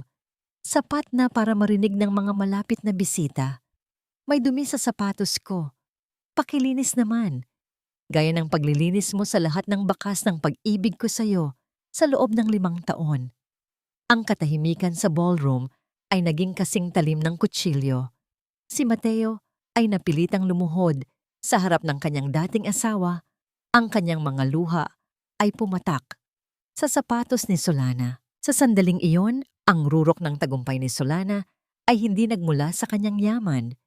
kundi sa katotohanang ang lalaking nagpabagsak sa kanya ay ang siyang nakaluhod ngayon sa kanyang paanan, nagmamakaawa para sa isang tingin na wala ng bahid ng pagmamahal. Ngunit sa gitna ng tagumpay na ito, isang malakas na sigaw mula sa likuran ang bumasag sa eksena. Solana, isang malaking kasinungalingan ang lahat ng ito. Ipapapatay kita. Si Doktor Valderrama ay mabilis na tumatakbo patungo sa entablado. May hawak na isang itim na folder at ang kanyang mga mata ay nanlilisik sa galit. Ngunit bago pa siya makalapit, isang pamilyar na tunog ng sirena ang narinig sa labas. Ang mga pulis ay pumasok sa ballroom, hindi para kay Solana, kundi para kay Dr. Valderrama. Bitawan niyo ako. Hindi niyo ba kilala kung sino ang kinakalaban niyo? Ako ang vientrong ng ospital na ito. Ako ang batas. Ang boses ni Dr. Valderrama ay umalingaw-ngaw sa buong ballroom, puno ng pagngangalit at pagkakapahiya, habang ang dalawang pulis ay marahas na pinipihit ang kanyang mga braso sa likuran. Ang tunog ng bakal na posas na kumalansing sa hangin ay tila isang hatol na nagpatahimik sa lahat ng panauhin. Walang gumalaw, walang nagsalita. Ang mga diamante at mamahaling suot ng mga bisita ay tila nawalan ng ningning sa harap ng karumal-dumal na katotohanang ibinubunyag sa gitna ng entablado. Doktor Valderrama, isinasagawa namin ang pag-aresto sa inyo dahil sa mga kaso ng medical malpractice, falsification of documents, at ang iligal na paglilipat ng pondo mula sa Solana Foundation. Mariing sabi ng opisyal ng pulisya. May karapatan kayong manahimik dahil ang bawat salitang bibitawan nyo ay gagamitin laban sa inyo. Napatitig si Solana sa lalaking dating kinatatakutan ng kanyang asawa. Ang kanyang mukha ay walang emosyon, ngunit sa loob ng kanyang dibdib, naramdaman niya ang isang uri ng pagpapakawala. Ang bawat luhang pumatak sa sahig ng ospital noon ay tila isa-isang pinupunasan ng bawat hakbang ng mga pulis palabas ng bulwagan. Sa gilid ng entablado, nakita ni Solana si Cielo. Ang babaeng dati ay akala mo ay reyna. Sa ganda at kamahalan ay kasalukuyang nagtatago sa likod ng isang malaking kurtina, pilit na umiiwas sa mga kamera ng media na nagsisimula ng kumuha ng litrato. Papa, hindi. Huwag niyo siyang dalhin, sigaw ni Cielo. Ngunit sa halip na lumapit sa kanyang ama, ay unti-unti siyang umaatras patungo sa servant's exit. Ang kanyang prioridad ay hindi ang kanyang pamilya, kundi ang sarili niyang balat. Ngunit bago pa siya makalabas, hinarangan siya ni Rico. Huwag kang magmadali, Cielo. Marami pa tayong pag-uusapan tungkol sa iyong pekeng medical records at sa pagnanakaw mo sa kaba ng ospital. Habang nagaganap ang kaguluhan, si Lola Consuelo ay kasalukuyang gumagapang sa ilalim ng isa sa mga buffet table. Ang kanyang mga kamay ay mabilis na humahablot ng mga pilak na kubyertos at isinisiksik sa kanyang bulsa.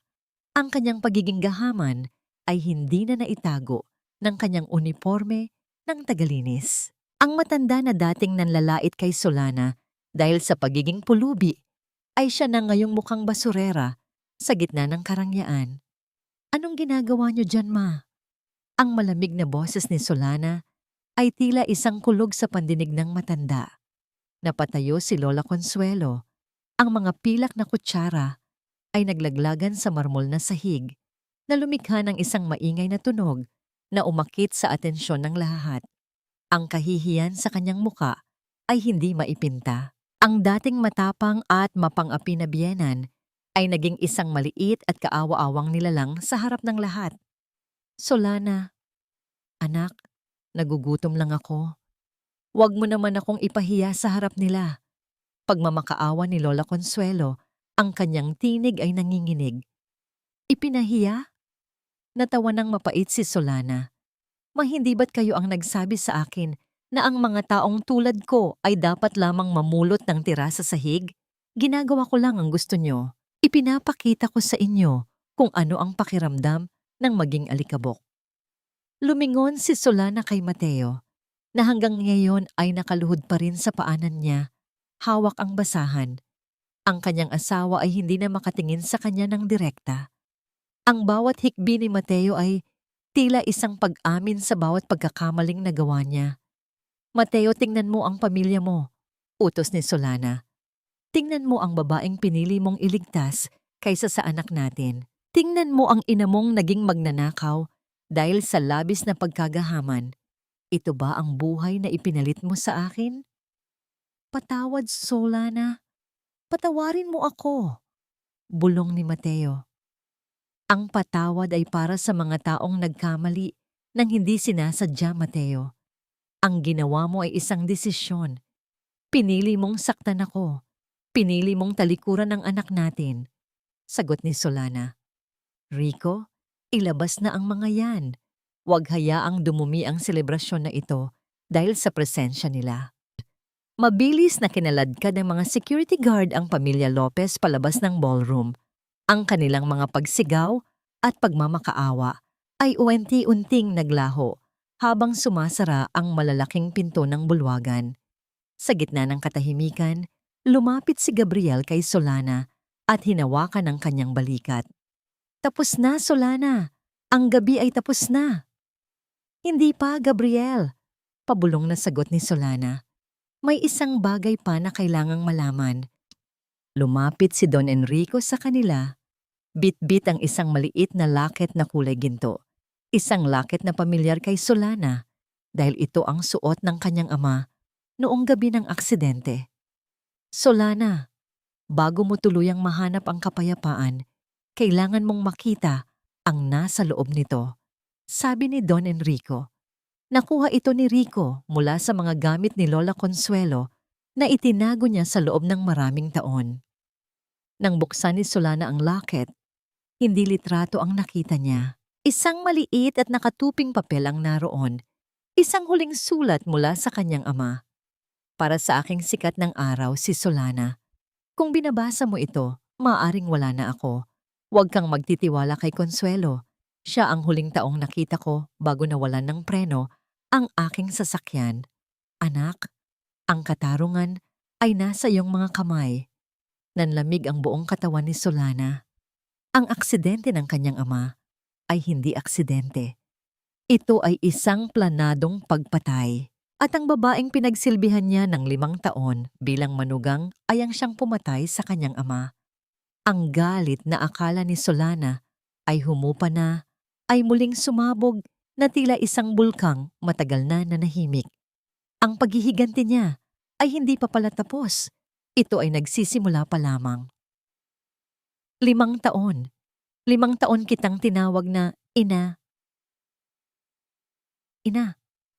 5 taon kitang pinagsilbihan, nilabhan ang iyong mga damit, at hinarap ang iyong mga mabalasik na salita, habang ang mga kamay mo ay may bahid pa pala ng dugo ng aking ama. Ang boses ni Solana ay hindi na nanginginig. Ito ay naging kasing lamig ng semento sa loob ng presinto kung saan kasalukuyang nakapiit si Lola Consuelo. Nakatayo si Solana sa harap ng rehas, hawak ang locket na naglalaman ng huling sulat ng kanyang ama. Ang bawat salita sa papel na yon ay tila isang mitya na sumunog sa huling hibla ng pasensya at habag sa kanyang puso. Nakahawak si Lola Consuelo sa mga bakal na rehas. Ang kanyang mukha ay tila isang tuyot na dahon na malapit ng malagas. Wala na ang kanyang mga alahas. Wala na ang kanyang mapagmataas na tindig. Ang suot niyang uniforme ng tagalinis ay gusot-gusot at madumi. Isang anino ng kanyang tunay na pagkatao na matagal niyang itinago sa likod ng huwad na dangal. Hindi ko sinasadya, Solana. Kailangan namin ng pera noon. Ang anak ko, si Mateo, kailangan niyang makapagtapos ng medisina. Ang boses ng matanda ay naging isang mahinang kalos, tila isang ahas na nagmamakaawa habang nasa ilalim ng paa. Pera? Natawa si Solana, isang tawang puno ng pait na umalingaw-ngaw sa tahimik na koridor ng kulungan. Pinatay mo ang isang mabuting tao para sa ambisyon ng iyong anak? At ang mas masakit, ginamit mo ako. Pinakasalan ako ni Mateo, Hindi dahil sa pag-ibig, kundi dahil sa plano niyo na tuluyan ng makuha ang mga natitirang ari-arian ng aking ama. Sa labas ng selda, nakasandal si Mateo sa pader, naririnig ang bawat salita. Ang bawat pag-amin ng kanyang ina ay tila isang malakas na suntok sa kanyang sikmura. Ang kanyang buong buhay, ang kanyang pagiging doktor, ang kanyang kasal kay Solana, ang kanyang tagumpay, ay nakatayo sa ibabaw ng isang krimen. Hindi siya isang bayani. Siya ay bunga ng isang pagpaslang. Dahan-dahang lumingon si Solana at nakita ang kanyang asawa. Ang mga mata ni Mateo ay puno ng luha, ngunit wala nang puwang ang awa sa puso ni Solana. "Mateo, tingnan mo ang iyong ina," sabi ni Solana. Itinuturo ang matanda sa loob ng rehas. "Ang bawat sentimong ginamit mo sa pag-aaral, ang bawat gamot na ibinigay mo sa iyong mga pasyente, lahat iyon ay binayaran ng buhay ng tatay ko. Sa tingin mo ba ay karapat-dapat ka pang tawaging doktor?" "Solana, patawarin mo ako. Hindi ko alam. Wala akong kinalaman sa aksidente." Hikbi ni Mateo. Ang kanyang mga tuhod ay muling nanghina hanggang sa mapaupo siya sa sahig ng presinto. "Ang hindi mo alam ay ang iyong kasalanan, Mateo. Ang pagiging bulag mo sa kasamaan ng iyong ina ay ang siyang pumatay sa ating relasyon, at ang pagtalikod mo sa akin noong gabing nawala ang anak natin, iyon ang nagpatunay na ikaw ay tunay na anak ni Consuelo. Pareho kayong walang puso." Lumapit si Rico kay Solana at iniabot ang isang panulat. "Chairperson, narito ang mga dokumento para sa tuluyang pagbawi ng lisensya ni Mateo at ang pagsasampa ng kasong murder laban kay Consuelo at accomplice laban kay Dr. Valderrama." Ito ang golden moment ni Solana. Isang sandali kung saan ang kanyang kamay ay hindi na nanginginig sa takot, kundi sa determinasyong tapusin ang lahat. Inilapat niya ang kanyang pirma sa bawat pahina. Ang tunog ng panulat sa papel ay tila ang tunog ng pagsasara ng pintuan ng impyerno para sa pamilya Lopez. Habang nagaganap ito, si Cielo ay kasalukuyang nasa loob ng isang interrogation room sa kabilang kwarto. Ang kanyang mga mata ay nanlilisik habang kaharap ang mga pulis. "Wala akong alam dyan. Si Papa ang gumawa ng lahat. I was just a victim too," sigaw ni Cielo. Pilit na inililigtas ang kanyang sarili kahit itatwa na niya ang sariling ama. Ngunit ang pinto ay bumukas at pumasok si Don Enrico. "Huwag ka nang magsinungaling, Cielo. Hawak namin ang iyong mga bank accounts sa ibang bansa kung saan mo inilipat ang mga nakaw na pondo ng ospital. Hindi ka biktima. Ikaw ang utak ng lahat ng manipulasyon." Nang marinig yon ni Cielo, ang kanyang maskara ng kagandahan ay tuluyang naglaho. Ang kanyang muka ay naging kasing pangit ng kanyang kalooban. So what? Solana had everything. She didn't deserve any of it. Isang pulubi lang siya sa paningin namin. "Ang pulubing sinasabi mo," ang boses ni Solana ay narinig mula sa pintuan. "Ang siyang magpapakain sa iyo ng alikabok sa loob ng bilangguan sa loob ng maraming taon." Pagkatapos ng mahabang gabi sa presinto, lumabas si Solana sa gusali. Ang malamig na hangin ng madaling araw ay humaplos sa kanyang mukha. Ang langit sa Cebu ay nagsisimula ng magkulay lila at kahel. Ang pagdating ng bagong umaga. Tumayo si Gabriel sa tabi ng kanyang sasakyan, naghihintay. Wala siyang sinabi. Tanging isang mahigpit na yakap ang ibinigay niya kay Solana. Sa bisig ni Gabriel, sa wakas ay pinayagan ni Solana ang kanyang sarili na umiyak. Hindi dahil sa sakit, kundi dahil sa pagpapalaya. "Gabriel, tapos na," bulong ni Solana. "Hindi pa, Solana. Nagsisimula pa lang ang tunay mong buhay," sagot ni Gabriel.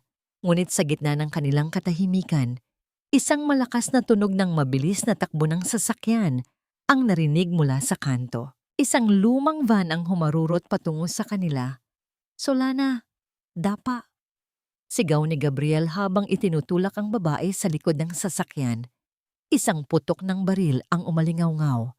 Ang salamin ng sasakyan ay nagkapira-piraso. Ang bawat kristal ay nagniningning sa ilalim ng ilaw ng poste bago bumagsak sa kalsada. Ang huling desperadong hakbang ni Mateo. O, ang paghihiganti ni Dr. Valderrama bago tuluyang makulong. Nakahandusay si Solana sa sahig. Ang kanyang puso ay mabilis na tumitibok. Sa tabi niya, nakita niya si Gabriel na nakahawak sa kanyang braso. Ang dugo ay nagsisimulang dumaloy sa puting barong nito. Ang cliffhanger na ito ay mas matindi sa lahat. Ang katarungan ay nakuha na, ngunit ang kaligtasan ni Solana at ng mga taong mahal niya ay muling nalagay sa panganib. Gabriel, huwag kang pipikit. Parang awa mo na. Manatili ka sa akin. Ang puting barong ni Gabriel ay mabilis na nabahira ng matingkad na pula. Isang kulay na tila sumusumpa sa katahimikan ng madaling araw. Sa bisig ni Solana, ang katawan ng lalaking tanging nagmahal sa kanya nang walang kapalit ay unti-unting bumibigat. Ang bawat patak ng dugo sa semento ay tila tunog ng isang orasan na nauubusan na ng sandali. Naramdaman ni Solana ang panlalamig ng kanyang sariling mga kamay. Ang amoy ng pulbura at bakal ay humalo sa alat ng kanyang mga luha. Sa sandaling iyon, ang lahat ng kanyang yaman, ang kanyang mga barko, at ang kanyang matamis na paghihiganti ay nawalan ng saysay. Ano ang halaga ng korona kung ang taong handang mag-alay ng buhay para sa kanya ay dahan-dahang binabawi ng tadhana? So, Solana, pautal na sabi ni Gabriel. Ang kanyang boses ay tila isang marupok na bulong. Huwag kang iiyak. Ang sikat ng araw ay hindi dapat nababasa ng ulan. Tumahimik ka, Gabriel. Darating na ang tulong. Sigaw ni Solana. Ang kanyang tinig ay naging isang pagsamo sa langit. Mabilis na dumating ang ambulansya at ang mga tauhan ni Rico. Habang isinasakay si Gabriel, nakita ni Solana sa kanto ng eskinita ang isang lalaking mabilis na tumatakbo. Isang lalaking pamilyar ang tindig. Hindi ito si Dr. Valderrama. Ito ay ang huling desperadong tauhan ni Mateo na inutusan ni Lola Consuelo bago pa man ito makulong. Isang huling lason na iniwan ng pamilya Lopez sa loob ng ospital. Ang ospital na ngayon ay pag-aari na ni Solana. Ang bawat pasilyo ay tila naging kasing haba ng isang taon. Nakaupo si Solana sa labas ng operating room. Ang kanyang gown ay may bakas pa rin ng dugo ni Gabriel. Ang bawat pagdaan ng mga nurse at doktor ay tila isang paalala sa kanyang nakaraan kay Mateo. Chairperson, nahuli na po ang bumaril. Ulat ni Rico, ang kanyang boses ay puno ng pait. Inamin niya na binayaran siya ni Lola Consuelo gamit ang mga natitira nitong lihim na alahas. Gusto nilang tapusin kayo bago pa man lumabas ang hatol ng korte. Isang malamig na katahimikan ang bumalot kay Solana. Rico, sabihin mo sa mga abogado, wala ng piyansa, wala ng kompromiso. Gusto kong mabulok sila sa loob ng kulungan hanggang sa huling hininga nila. Sa gitna ng paghihintay, isang pamilyar na bulto ang lumitaw sa dulo ng pasilyo. Si Mateo. Mukhang gusot-gusot ang kanyang damit, ang kanyang mga mata ay lubog at walang buhay. Sinubukan niyang lumapit kay Solana, ngunit hinarangan siya ng mga security guard. Solana, narinig ko ang nangyari. Pabulong na sabi ni Mateo. Hayaan mo akong tumulong. Ako ang pinakamagaling na surgeon dito. Alam ko kung paano iligtas si Gabriel. Tumingin si Solana kay Mateo. Ang kanyang titig ay puno ng panghahamak at matinding kapatawaran. Isang uri ng kapatawaran na mas masakit pa sa galit. Tumulong? Mateo, wala ka ng lisensya. Wala ka ng ospital. At higit sa lahat, wala ka ng karapatang humawak ng buhay pagkatapos mong hayaang mamatay ang sarili nating anak. Solana, please. Let me redeem myself. Pagmamakaawa ni Mateo, lumuhod siya sa malamig na sahig ng ospital. Ang pagbabayad mo, Mateo, ay ang mabuhay sa anino ng iyong mga pagkakamali. Umalis ka na. Ang presensya mo ay lalong nagpapadilim sa silid na ito. Malamig na utos ni Solana. Ito ang huling pagkakataon na nakita ni Solana si Mateo. Ang lalaking dati ay kanyang mundo ay naging isang estranghero na lamang na dahan-dahang naglalakad palayo. Pasan ang bigat ng kanyang sariling kasalanan. Lumipas ang 8 oras. Namatay ang pulang ilaw sa itaas ng pinto ng operating room. Lumabas ang doktor. Tinatanggal ang kanyang maskara. Chairperson, matagumpay ang operasyon. Ligtas na po si Gabriel. Ang balitang ito ay tila isang malakas na ulan sa gitna ng tagtuyot. Pumasok si Solana sa loob ng recovery room. Ang amoy ng gamot at ang tunog ng heartbeat monitor ay naging musika sa kanyang pandinig. Dahan-dahang idinilat ni Gabriel ang kanyang mga mata at nakita ang babaeng matagal na niyang pinapangarap. Ito ang golden moment ng kanilang buhay. Hindi ito nangailangan ng mga salita. Hinawakan ni Solana ang kamay ni Gabriel at idinampi ito sa kanyang pisngi. Sa sandaling iyon, ang lahat ng pait ng 5 taon, ang lahat ng galit kay Mateo, at ang lahat ng hapdi ng pagkawala ng kanyang anak ay tila unt-unting naglaho. Nandito na ako, Gabriel. Hindi na ako aalis, bulong ni Solana. Salamat, aking Solana, sagot ni Gabriel na may mahinang nangiti. Ngunit sa labas ng bintana, habang sumisikat ang tunay na araw sa Cebu, isang itim na sobre ang naiwan sa mesa ni Solana. Isang liham mula sa bilangguan, mula kay Lola Consuelo. Hindi pa tapos ang lahat, Solana. May isang katotohanan pa tungkol sa iyong ina na hinding-hindi mo malalaman, maliban na lamang kung bibisitahin mo ako sa huling pagkakataon. Ang cliffhanger na ito ay nag-iwan ng isang malaking katanungan. Ano ang huling barahan ng matandang Consuelo?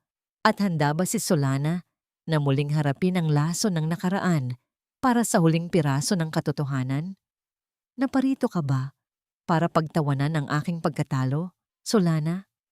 O para panoorin ang huling paghinga ng isang matandang pilit mong sinira ang buhay? Ang boses ni Lola Consuelo ay tila isang kalansing ng tuyong dahon sa loob ng malamig na visitor's room ng Bilibid. Nakasuot siya ng kulay kahel na uniforme. Ang kanyang buhok ay puting-puti na at ang kanyang mga balat ay tila lumalaylay na sa sobrang panghihina. Wala na ang dating mabalasik na biyenan na nagpahirap kay Solana sa loob ng 5 taon. Ang natitira na lamang ay isang bilanggo ng sarili niyang kasamaan. Nakatitig si Solana sa matanda mula sa likod ng makapal na salamin. Ang kanyang mukha ay payapa, walang bakas ng galit, tanging isang malalim na pag-unawa sa batas ng karma. Sa kanyang tabi ay nakatayo si Rico. Bit-bit ang huling dokumento ng kaso. Hindi ako naparito para pagtawanan ka, Ma. Mahinahong sagot ni Solana. Naparito ako dahil sa liham mo. Ano ang huling sikretong sinasabi mo tungkol sa aking ina? Isang mapait na ngiti ang sumilay sa labi ni Consuelo. Ang iyong ina, hindi siya namatay sa aksidente lang. Alam mo ba kung bakit siya naroon sa sasakyang yon? Sinubukan niyang takasan ng iyong ama dahil nalaman niyang may itinatagong yaman ng pamilya Solana na hindi nakapangalan sa inyo. At ako ang tanging nakakaalam kung nasaan ang susi ng vault na yon. Natawa ng mahina si Solana, isang tawang puno ng habag. Ma, hanggang ngayon ba ay pera pa rin ang iniisip niyo? Ang vault na sinasabi niyo ay matagal na naming nahanap ni Tio Enrico. Hindi yun ginto o hiyas. Ang laman yun ay ang mga liham ng pagmamahal ni Papa para kay Mama at ang mga litrato ng aking kabataan. Iyon ang tunay na yaman na kailanman ay hindi niyo naintindihan. Nalaglag ang balikat ni Consuelo. Ang huling barahan na akala niya ay makakapagpabagsak kay Solana ay naging isang walang kwentang piraso ng papel. Doon niya na-realize na sa loob ng maraming taon, siya ang tunay na pulubi dahil ang kanyang puso ay hungkag at walang pag-ibig. Tapos na ang lahat, Ma. Ang kasong murder laban sa'yo ay may sapat na ebidensya na. Mabulok ko ka man dito. Sana ay makita mo ang kapayapaan sa paghingi ng tawad sa Diyos. Huling sabi ni Solana bago tumayo at talikuran ng matanda ng tuluyan. Samantala, sa isang madilim na eskinita, malapit sa pier, isang lalaki ang kasalukuyang nagbubuhat ng mga mabibigat na sako ng bigas. Si Mateo. Ang kanyang mga kamay na dati ay pino at pangdoktor ay puno na ng kalyo at sugat. Ang kanyang puting coat ay napalitan ng isang butas-butas na sando. Tumigil siya sandali para punasan ang kanyang pawis at napatingin sa malaking LED billboard sa tapat ng kalsada. Naroon ang mukha ni Solana, nagniningning at nakangiti bilang Woman of the Year ng Cebu. Sa tabi nito ay ang anunsyo ng pagbubukas ng Solana Foundation for Women and Children. "Mateo, bilisan mo dyan! Marami pa tayong gagawin!" Sigaw ng kanyang kapatas. Napayuko si Mateo. Sa bawat sakong binubuhat niya, nararamdaman niya ang bigat ng kanyang mga maling desisyon.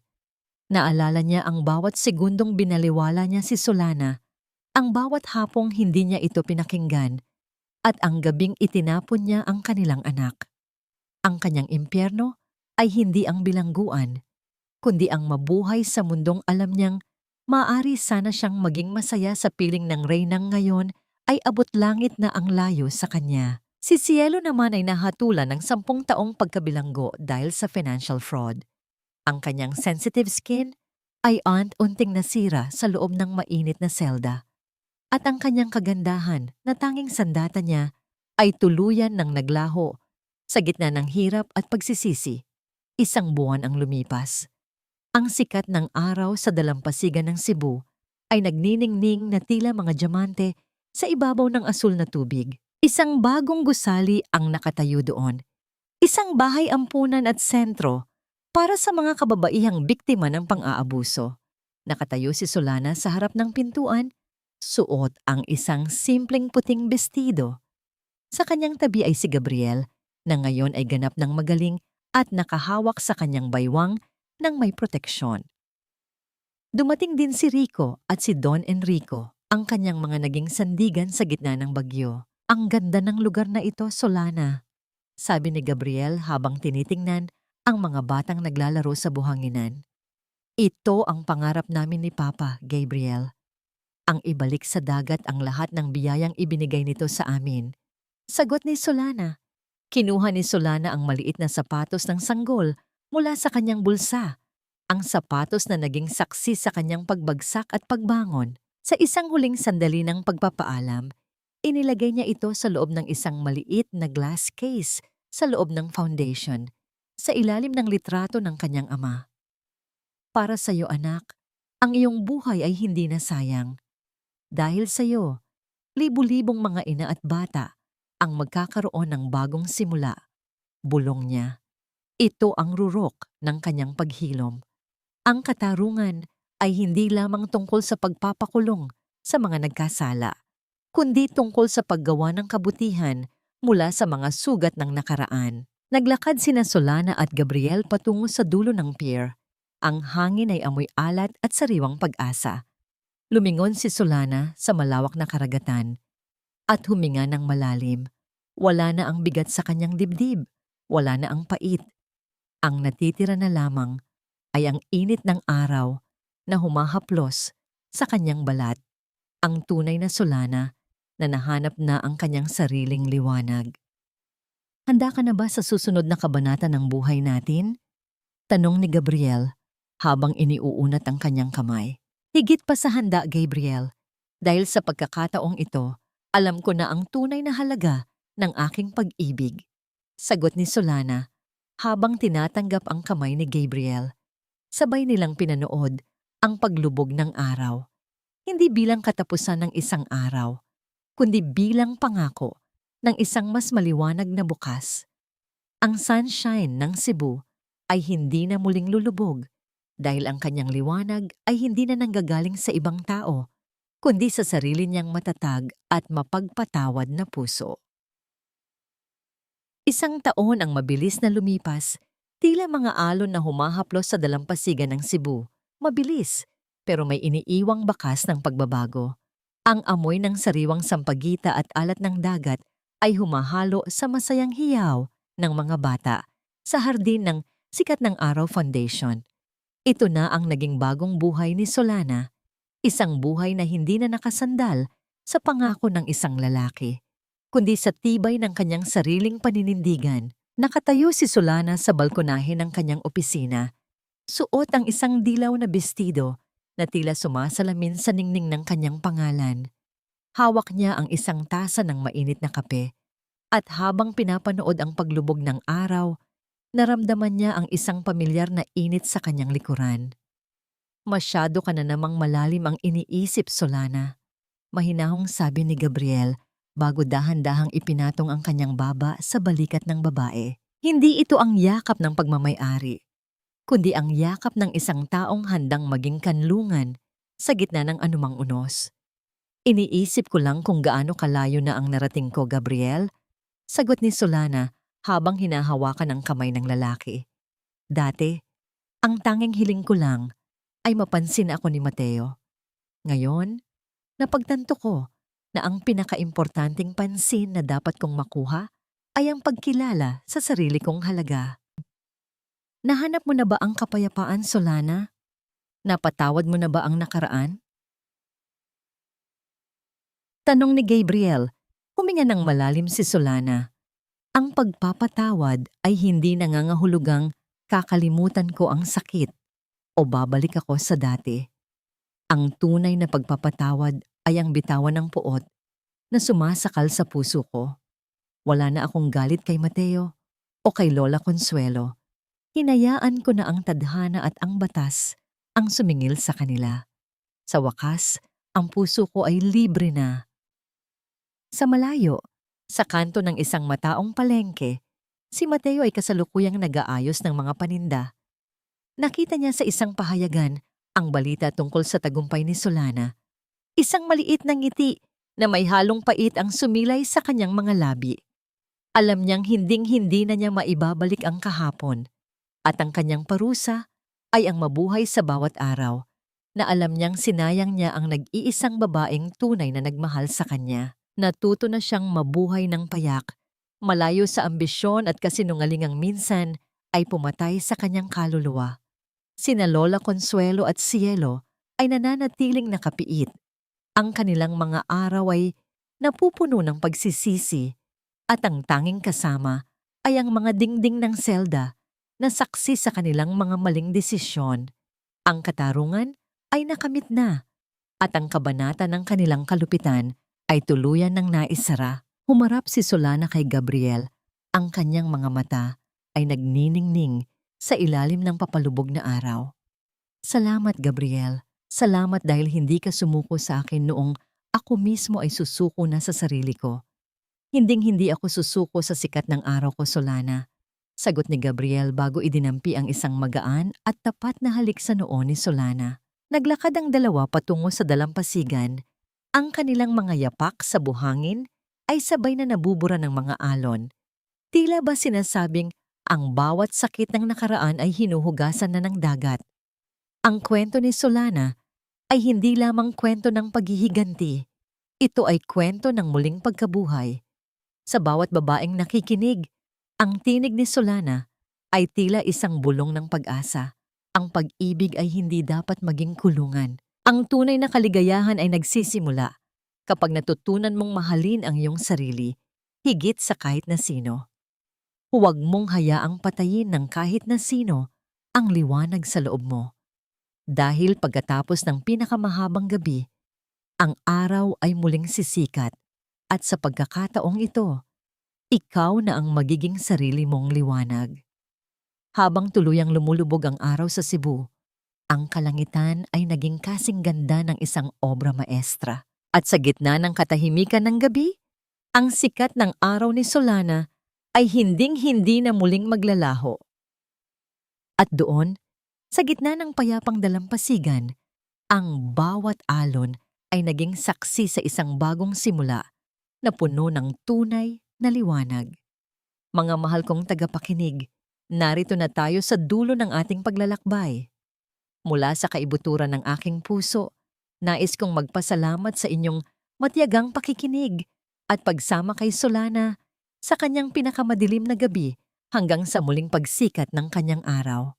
Ang inyong oras at emosyon na ibinahagi sa kwentong ito ang nagbibigay buhay sa bawat salitang aking isinulat.